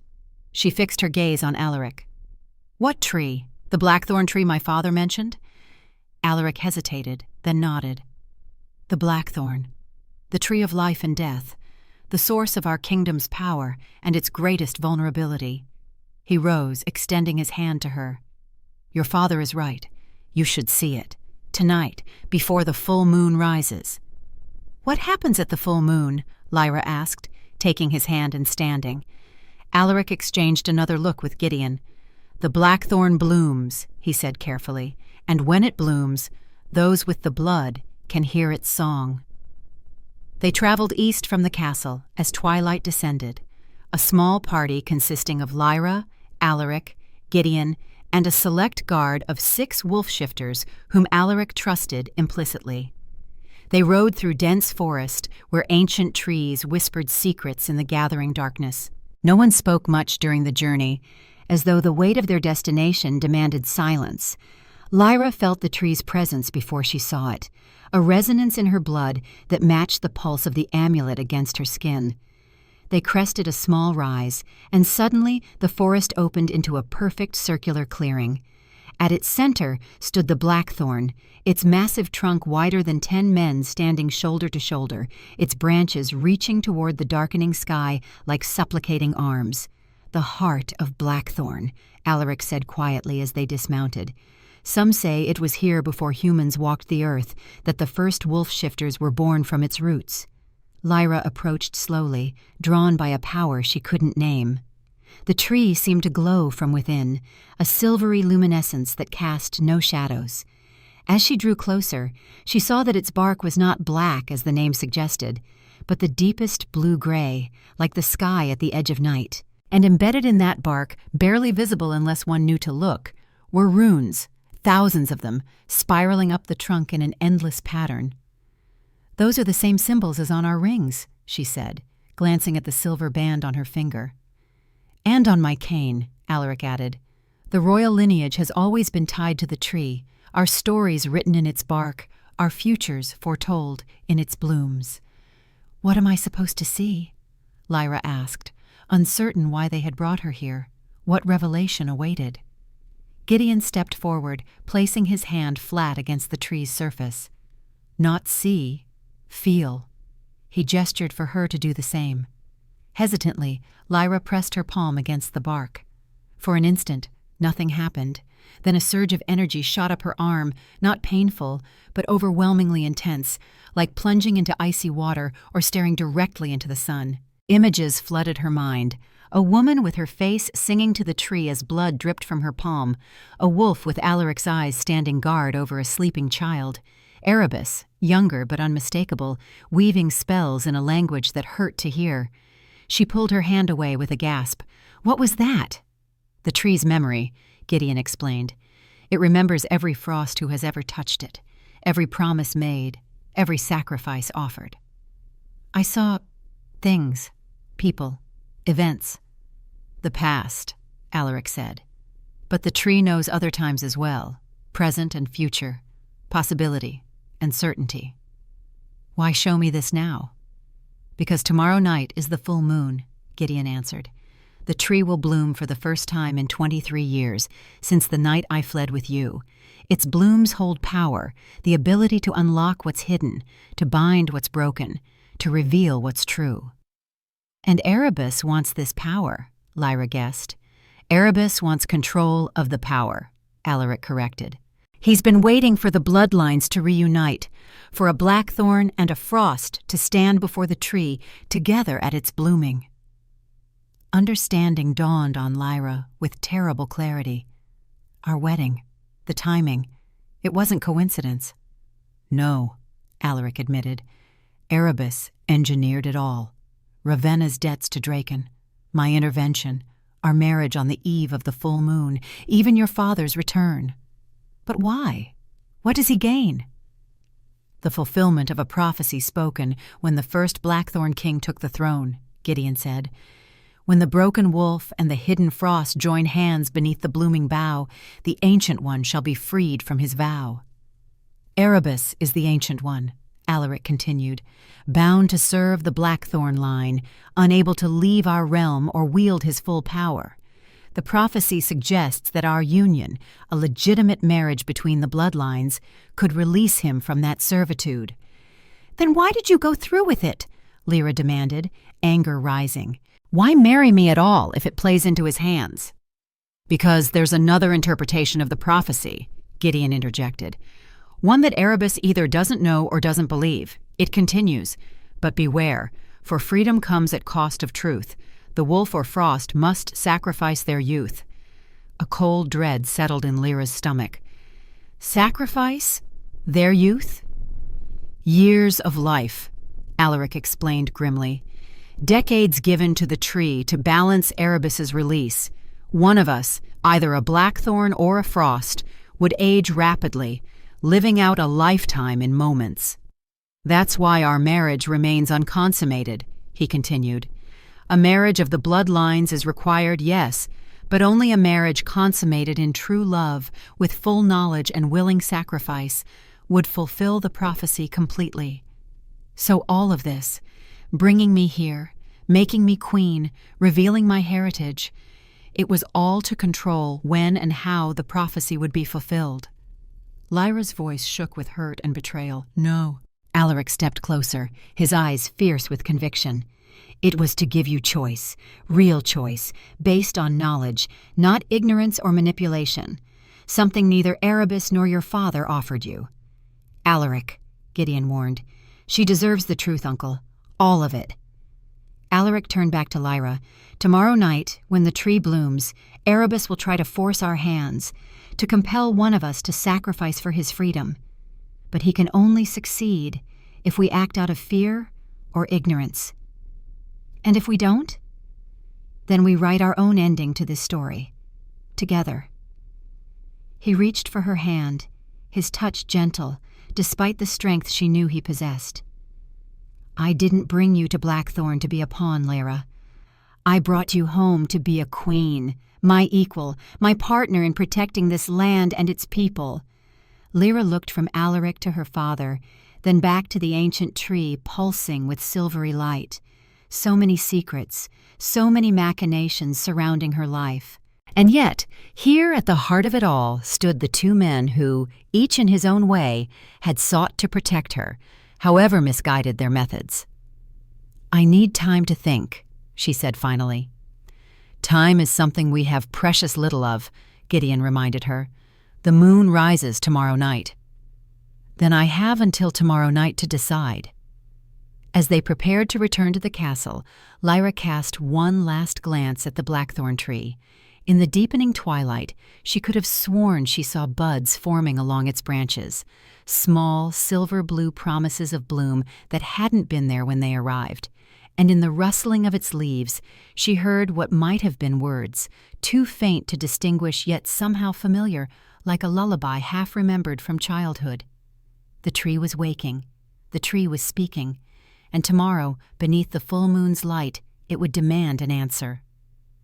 The journey back to Blackthorn Castle passed in weighted silence. Lyra felt the tree's presence lingering in her blood, a subtle vibration that matched the pulse of her wooden amulet.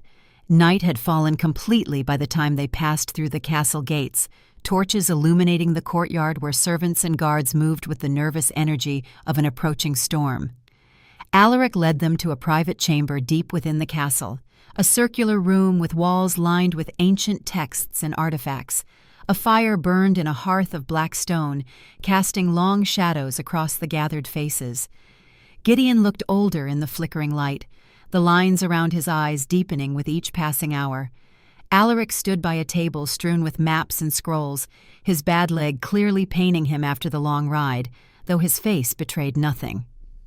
"There's more you need to know," Alaric said once they were alone, guards posted outside the heavy oak doors. "About the tree, about Erebus, about what's truly at stake." Lyra settled into a chair, exhaustion settling into her bones. "I'm listening." Gideon joined them at the table, unrolling an ancient parchment yellowed with age. The blackthorn tree is one of 7 ancient trees that once formed a circle of power around what we now call the Silver Sea. 6 have died over millennia, leaving only the blackthorn standing. "Each tree governed an aspect of existence," Alaric continued. "Earth, water, fire, air, life, death, and spirit. The blackthorn embodies the power of spirit, the connection between all things, the bridge between worlds. The amulet you wear," Gideon indicated the wooden charm at Lyra's throat, "contains a fragment of the tree's heart, carved during a rare alignment when all 7 aspects were in perfect balance. It holds not just the power of spirit, but echoes of the other 6 elements as well." Lyra touched the amulet, feeling it warm beneath her fingers. "That's why it responded when I touched the tree. Why I saw those visions." "Yes," Alaric nodded. "And why Erebus wants both of us, a blackthorn and a frost, present when the tree blooms. Our bloodlines were once caretakers of different trees. The blackthorns guarded spirit, the frosts protected water. When the other trees died," Gideon explained, "their powers didn't vanish but were absorbed by the blackthorn. The royal families intermarried to preserve the connection to all elements, but over generations the knowledge was lost and the powers lay dormant." "Until now," Lyra guessed. Until us. Precisely, Alaric confirmed. Our union, the marriage of the last true Blackthorn to the last Frost, with an untainted connection to the original powers, creates a conduit that could reawaken all 7 elements within the tree. And Erebus wants to control this power? Gideon's expression darkened. Erebus doesn't just want to control it. He wants to absorb it. He's not merely a servant bound to the Blackthorn line. He's a remnant of an ancient race that existed before humans, before wolf-shifters, before the division of the 7 powers. He seeks to reunite them within himself, to reclaim what he believes was stolen from his kind. At what cost? Lyra asked, though she feared she already knew the answer. Everything, Alaric said simply. The tree sustains Blackthorn Kingdom, its people, its creatures, its very land. If Erebus drains its power completely, everything within 100 miles would wither and die. The magnitude of the threat settled over Lyra like a physical weight. How do we stop him? We complete the prophecy on our terms, not his. Alaric moved around the table to stand beside her. The tree must bloom, and a sacrifice must be made. That much is inevitable. But we can control what is sacrificed, and to whom the power flows. You speak of sacrificing youth, Lyra said, years of life. Yes, Gideon interjected. But the prophecy is specific. The wolf or frost must sacrifice their youth. It doesn't specify which one. Understanding dawned on Lyra with terrible clarity. That's why you returned now, isn't it? You intend to be the sacrifice, to offer your remaining years to the tree.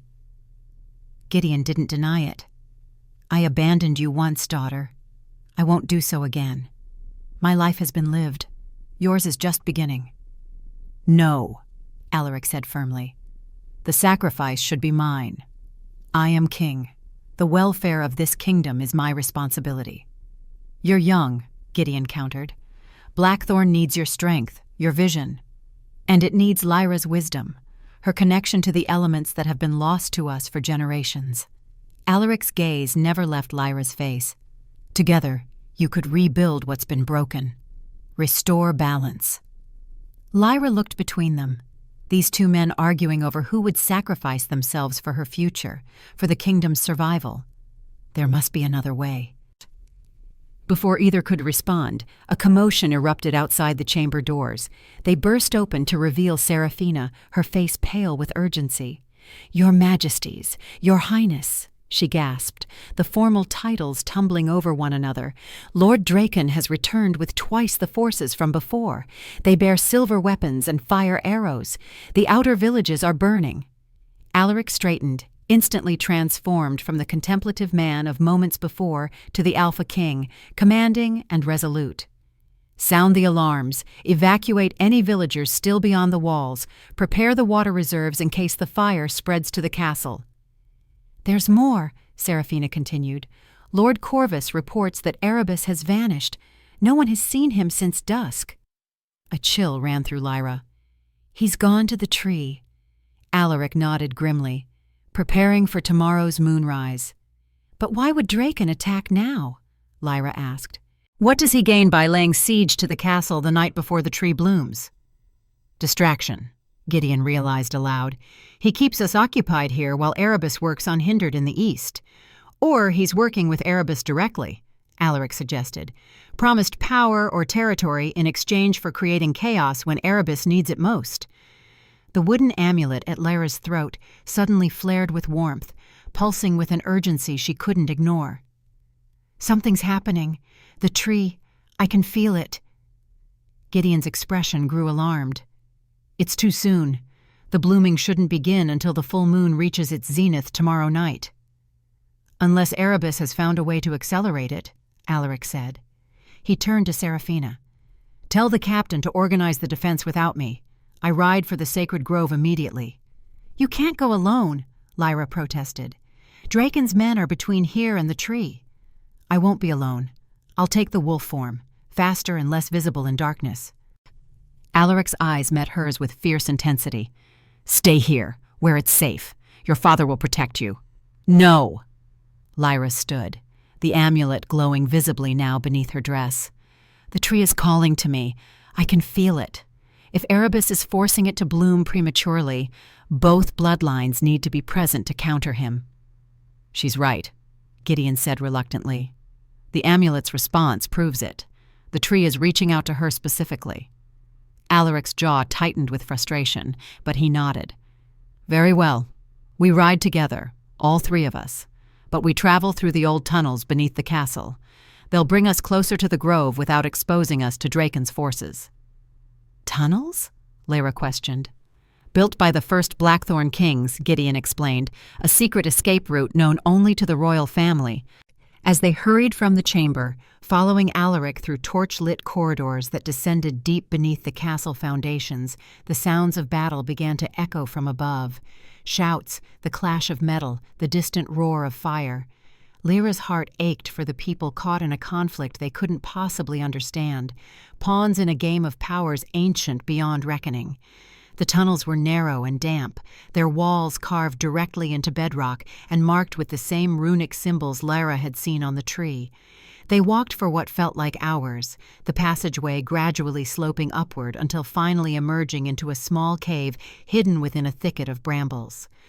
"We're less than a mile from the grove," Alaric whispered, peering cautiously out into the night, "but we'll need to cross open ground to reach it." The amulet's glow had intensified during their journey, now illuminating their faces with silvery light that no cloth could fully conceal. "I can't hide this anymore," Lyra said, allowing the amulet to hang freely outside her cloak. "It wants to be seen."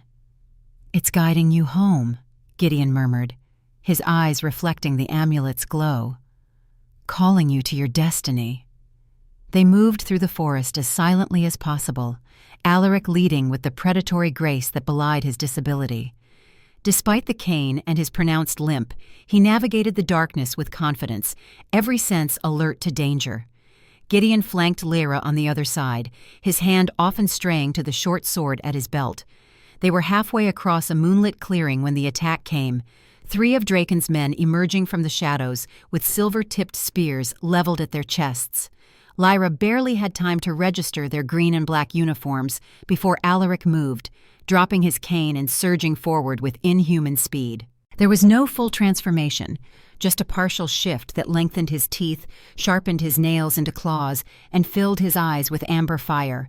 The first attacker fell before he could even cry out, throat torn by a swipe of Alaric's clawed hand.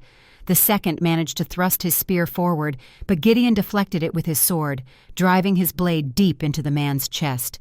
The third, seeing his companions fall, turned to flee, but Alaric was faster. He leapt despite his damaged leg, bringing the soldier down with a snarl that was more wolf than human. The entire encounter lasted seconds, leaving 3 bodies cooling in the grass and Lyra standing frozen in shock at the savage efficiency of it all. Alaric straightened, wiping blood from his mouth with the back of his hand, his features gradually shifting back to human form. "More will come when these don't return to report," he said, his voice rough with the remnants of his wolf nature. "We need to hurry." They continued at a faster pace, no longer bothering with stealth now that blood had been spilled. The forest grew denser as they approached the sacred grove, the trees more ancient, their branches intertwining overhead to block out the stars. The air felt charged with anticipation, tingling against Lyra's skin like the moment before lightning strikes. The clearing appeared suddenly before them, a perfect circle amidst the primal forest. But what awaited them there was not the peaceful scene they had left hours earlier. The blackthorn tree pulsed with unnatural light, its bark split in places to reveal glowing sap that oozed like molten silver. Around its massive trunk, 7 figures stood in black robes, arms raised in supplication as they chanted in the old tongue. And at the tree's base, his pale hands pressed against the bark, stood Erebus, his form seeming to shift between solid and shadow as the tree's light washed over him. "No," Gideon breathed. "He's performing the ritual of 7 bloodlettings without royal blood. He's using sacrifices from common folk." "It won't work properly," Alaric said grimly, "but it might weaken the tree enough for him to force the blooming." As if in response to his words, Erebus turned, his colorless eyes finding them instantly across the clearing. A smile spread across his gaunt face. "The final players arrive at last," he called, his voice carrying unnaturally in the still air. "Come, Blackthorn King, come, Frost Princess, your tree cries out for you." Lyra's amulet burned against her skin, the wood beginning to crack as power surged through it. Without conscious thought, she stepped forward, drawn by a pull she couldn't resist. "Lyra, wait," Alaric caught her arm. "Don't approach without protection." He slipped the silver ring from his finger and pressed it into her palm. "Wear both rings. The matching set creates a barrier against certain magics." She slid his ring onto her thumb, the only finger large enough to hold it, and felt an immediate sense of clarity, as though a fog had lifted from her mind. The amulet's pull remained, but now it felt like an invitation rather than a compulsion. They approached together, a united front against Erebus and his robed acolytes. As they drew closer, Lyra realized with horror that the 7 figures weren't merely chanting, they were dying. Each had a ceremonial dagger embedded in their chest, their lifeblood flowing down channels carved into the ground, feeding the tree's roots in a grotesque parody of the ancient ritual. "You waste life needlessly," Alaric accused, his voice carrying the authority of generations of kings. "The tree rejects unwilling sacrifice." "The tree takes what it is given," Erebus countered, "and tonight it will take much more."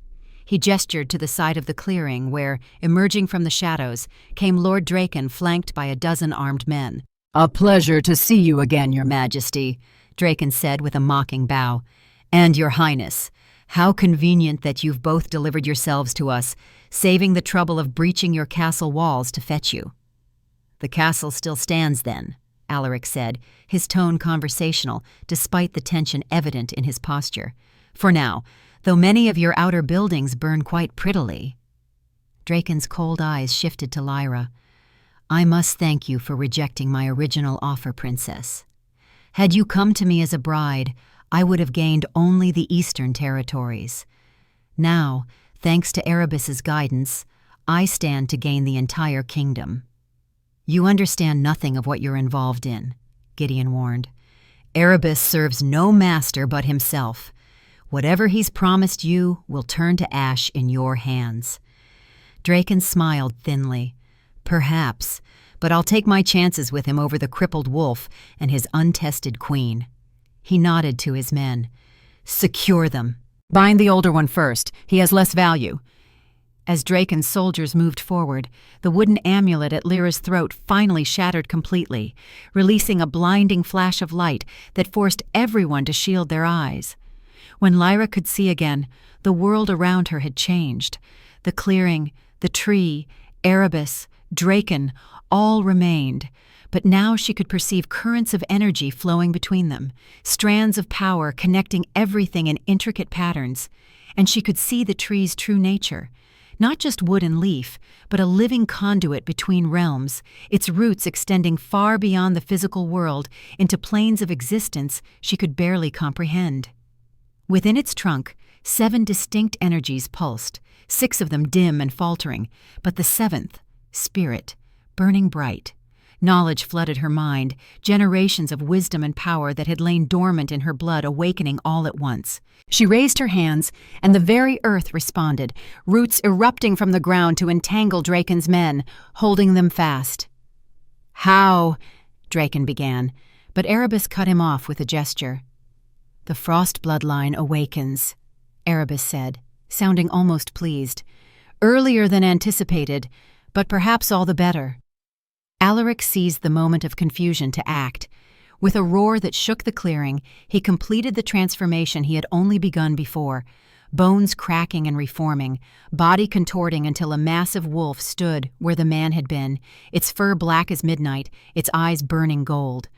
Only the malformed right hind leg revealed it as Alaric, the limb twisted at an unnatural angle, even in this form.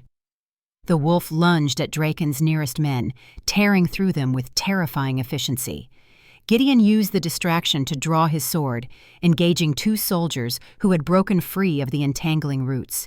Lyra stood transfixed, newly awakened powers surging through her with no clear direction. Erebus approached her, utterly unconcerned by the battle raging around them. "You see it now, don't you?" he asked softly. "The pattern, the purpose, the power that has always been your birthright."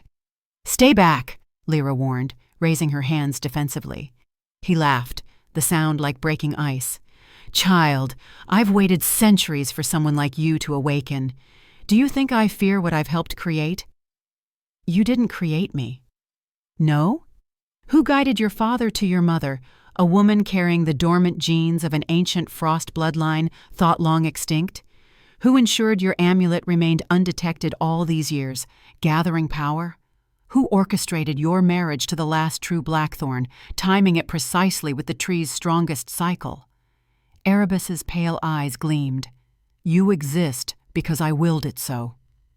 The revelation struck Lyra like a physical blow. "Why?" "Because the world is dying," Erebus said simply. "The balance of the 7 powers has been disrupted for too long. The other 6 trees are gone, their energies fading from the world entirely. Soon, even the blackthorn will fail, and with it, all magic will vanish from this realm." Across the clearing, the wolf that was Alaric howled in pain as one of Draken's men drove a silver blade into his shoulder. Gideon was bleeding from a cut above his eye, his sword movement slowing with exhaustion. Draken himself had produced a crossbow with silver-tipped bolts, taking aim at the wounded wolf. Without thinking, Lyra thrust out her hand, and a gust of wind knocked Draken off his feet, sending the crossbow flying. The action drained her, unexpectedly weakening her connection to the strange new awareness she'd been experiencing. "You can't control it yet," Erebus observed. "Raw power without technique, dangerous to yourself and others." "Help me then," Lyra demanded. "If you want to save the tree, help me stop this bloodshed." "I will. But first, you must understand what's truly at stake." Erebus gestured toward the suffering tree. "Look closely. What do you see within its heart?" Lyra focused her newfound perception on the tree's core, peering past the surface into its very essence.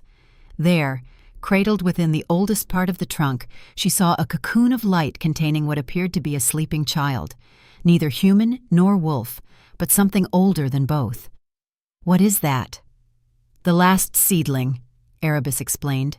"The only hope for a new generation of power trees. For 1,000 years it has grown within the blackthorn, waiting for the right combination of energies to allow its birth." Understanding dawned on Lyra with terrible clarity. The prophecy isn't about freeing you from servitude. It's about freeing the seedling. "Yes, the Ancient One is not me, but the new tree waiting to be born." Erebus's expression became almost gentle. "My kind were the original caretakers of the 7 trees, before humans, before shifters. I am the last, bound to serve the blackthorn until a new generation can begin." A snarl from behind them interrupted the revelation. Alaric in wolf form had broken free from his attackers, leaving a trail of bodies in his wake. Blood matted his midnight fur, but his golden eyes burned with undiminished fury as he stalked toward Erebus. "He doesn't understand," Erebus said calmly. "He sees only threat, not opportunity." Before Lyra could respond, Draken appeared behind Alaric, the recovered crossbow in his hands. Time seemed to slow as Lyra watched him take aim at the wolf's exposed flank. "No!" She reached out with her power, trying to knock the weapon aside as she had before, but her control faltered. Instead of targeting the crossbow, her unleashed energy struck the tree itself, causing it to shudder violently. Cracks appeared in its ancient bark, glowing sap pouring forth like blood. The ground trembled beneath their feet. The dying acolytes around the tree's base screamed in unison as their remaining life force was violently drawn into the wounded trunk. Erebus's face contorted with alarm. "What have you done?" he hissed. "The balance is disrupted. The tree cannot contain the seedling if its structure fails." Across the clearing, Draken fired his crossbow. The silver bolt struck not Alaric, but Gideon, who had thrown himself into its path. He fell to his knees, the bolt protruding from his chest, his eyes finding Lyra's across the distance. "Father!" Lyra cried, running toward him even as the earth continued to shake. Alaric changed course immediately, abandoning his pursuit of Erebus to race to Gideon's side, shifting back to human form as he reached the fallen prince. "The sacrifice!" Gideon gasped, blood bubbling at his lips. "It must be willingly given, not taken." His fingers clutched at the silver bolt, trying ineffectually to remove it. "Don't speak," Lyra pleaded, falling to her knees beside him. "Save your strength." Behind them, the trees trembling intensified. Branches began to snap, raining down around the clearing as the massive trunk split wider, revealing the glowing cocoon within more clearly. Draken's remaining men fled in terror as the ground beneath them buckled and heaved. "You must complete the ritual." Erebus appeared beside them, his form flickering between solid and shadow as the tree's power fluctuated wildly. "Before the seedling is destroyed, before all is lost." "How?" Alaric demanded, his naked form still splattered with blood from the battle, his right leg twisted grotesquely beneath him. "Tell us how to save him." "You cannot save him," Erebus said bluntly. "The silver has entered his heart, but his sacrifice can still have meaning if given to the tree willingly before his last breath fades." Gideon's hand found Lyra's, squeezing weakly. "The amulet," he whispered. "It was always meant for this moment, a channel for the sacrifice." Lyra looked down at the shattered remains of the wooden charm still hanging from the leather cord around her neck. Though broken, it still glowed with inner light. "Place it against the bolt," Gideon instructed, each word clearly causing him pain. "The wood will draw the silver from my blood." "And then what?" Lyra asked desperately. "Then you must take it to the tree," Erebus explained. "Both of you, Blackthorn and Frost together.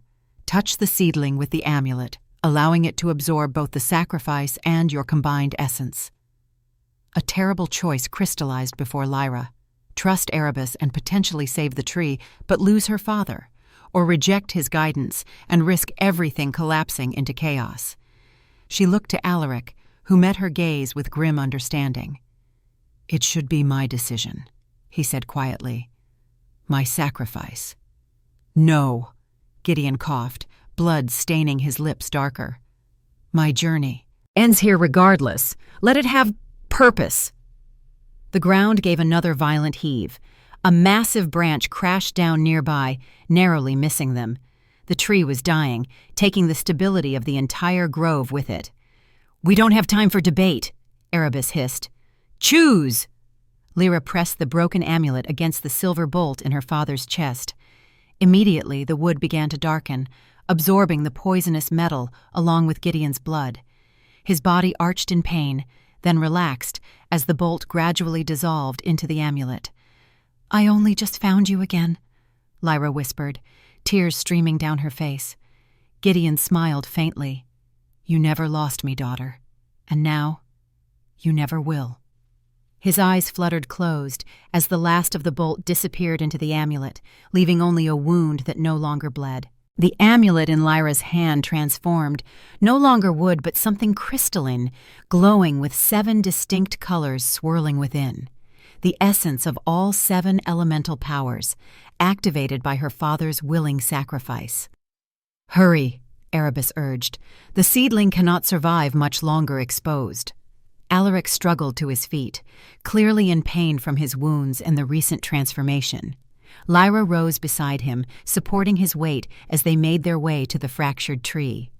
The trunk had split almost completely now, revealing the glowing cocoon at its heart, a perfect sphere of light containing what was unmistakably a tiny tree, its miniature branches already formed with 7 distinct types of leaves. "Together," Alaric said, his arm around Lyra's waist, both for support and solidarity. "Whatever comes next, we face it as one." They reached out, Lyra holding the transformed amulet in her palm, Alaric's hand covering hers. As their combined touch met the seedling's cocoon, a blinding light erupted from the point of contact, engulfing the entire clearing in radiance too intense to bear. Lyra felt herself falling, or perhaps floating, through layers of reality. Beside her, Alaric's presence remained constant, even as everything else dissolved into light. Visions flashed through her mind, past, present, future blending together. She saw the original circle of 7 trees, standing tall and proud around the Silver Sea. She witnessed their gradual decline as humans misused their gifts. She experienced the binding of Erebus to the blackthorn line, punishment for trying to prevent the tree's destruction. And she saw what could be. A new circle of 7, sprouting from the seedling they now held, spreading across the land to restore balance. But the vision came with understanding of the price, 1 generation of sacrifice to nurture the new beginning. Not death, but service, a lifetime dedicated to guiding the growth of new power. When the light finally receded, Lyra found herself still standing before the shattered tree, Alaric beside her. But everything had changed. The crystal that had been her amulet was gone, and in its place, cradled between their joined hands, was the seedling, free of its cocoon, its tiny leaves rustling with vitality. Around them, the sacred grove had transformed.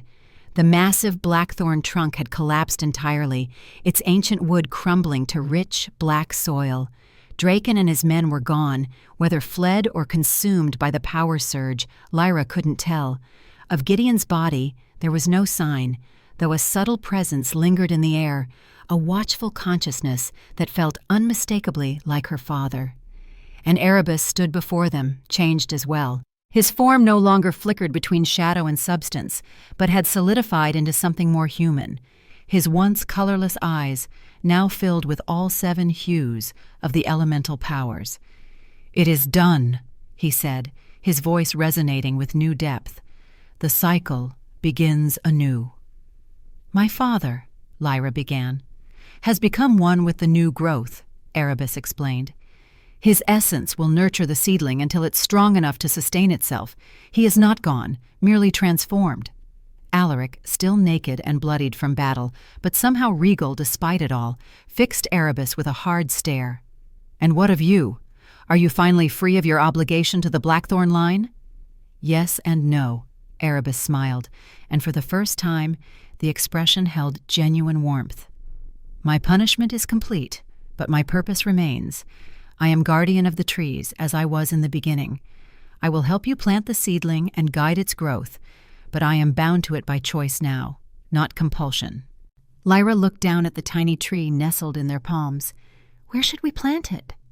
"Not here," Erebus said, gesturing to the transformed grove. "This place will become a sanctuary for the old magic to rest.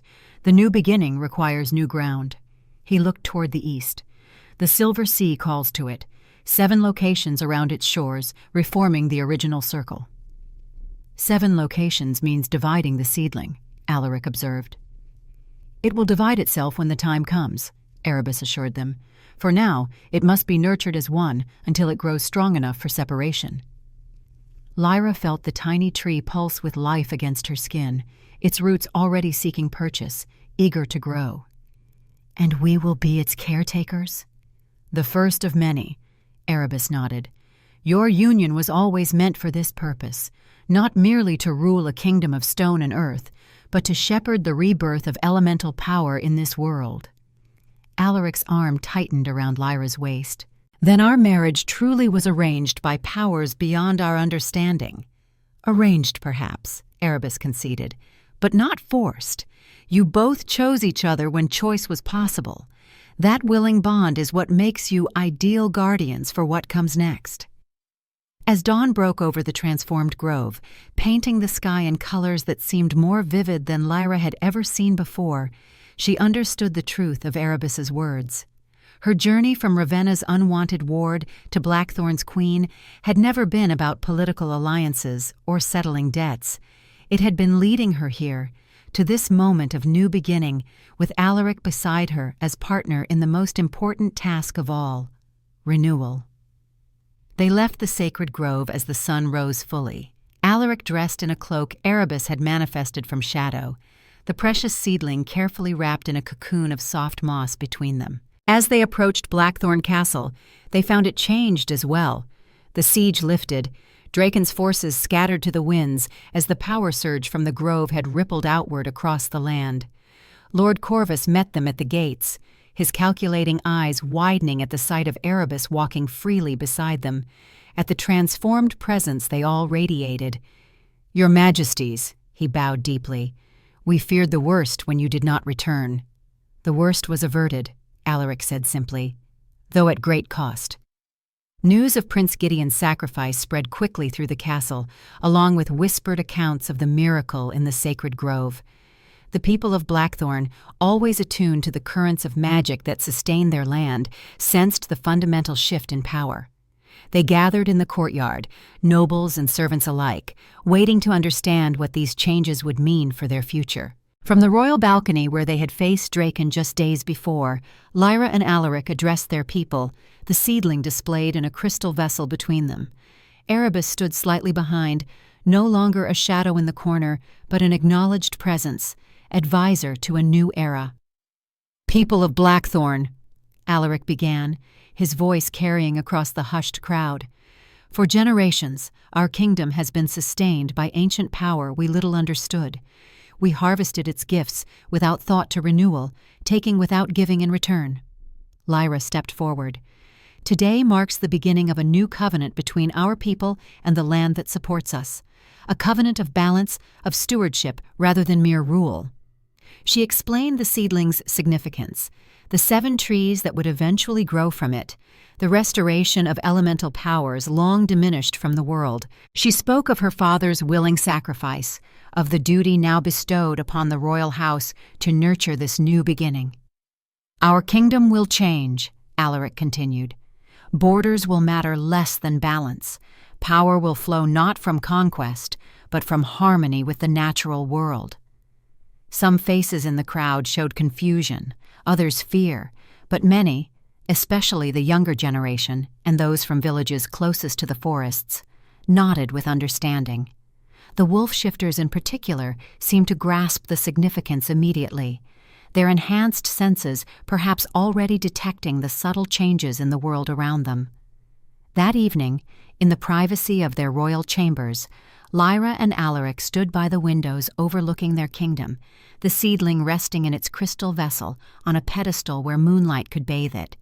Alaric's wounds had been tended, though his limp remained, as always, a permanent reminder of past cruelties. Lyra's transformed awareness had settled into something manageable, her connection to the elements now a constant but controlled presence within her. "Do you regret it?" Alaric asked quietly. "Being brought here? Discovering your heritage? Taking on this burden?" Lyra considered the question seriously. "I regret not knowing my father better before losing him again. I regret the lives lost in Draken's attack." She turned to face him fully. "But I don't regret coming to Blackthorn. I don't regret meeting you. Even though our marriage began as manipulation by forces we didn't understand?" "Perhaps it began that way," she acknowledged. "But where it leads from here is our choice entirely." He reached for her hand, his touch gentle despite the strength she knew he possessed. "And what would you choose, Lyra Frost, if all paths lay open before you?" The answer came with surprising clarity. "I would choose to build something new beside someone who values truth over comfort, courage over ease, and growth over stagnation." She interlaced her fingers with his. "I would choose you, Alaric Blackthorn, not because fate decreed it, but because I see you clearly and find you worthy." Something shifted in his expression, the careful restraint he'd maintained since their wedding night softening into vulnerability. "I have never been an easy man to love. My wounds run deeper than flesh, and the crown has made me harder than I might otherwise have been." "I don't seek easy love," Lyra replied. "I seek real love, with all its complications and challenges, the kind that grows stronger through difficulty, not despite it." Alaric drew her closer, their foreheads touching in an intimate gesture more meaningful than any passionate embrace. "Then perhaps tonight, our marriage might truly begin, not as fulfillment of prophecy or political alliance, but as a choice freely made between equals." Outside their window, the first full moon since the tree's transformation rose over Blackthorn Kingdom, its light seeming to penetrate deeper, reach further than before. Within its crystal vessel, the seedling unfurled tiny new leaves that glowed with inner radiance. and in the sacred grove to the east, 7 points of light emerged from the rich black soil where the ancient blackthorn had stood for millennia. The first signs of new growth, new balance, new beginning. Lyra and Alaric stood witness to it all, their hands joined as they had been at the moment of transformation, their futures intertwined not by fate's decree, but by choice, a choice that after their wedding night neither could imagine making differently.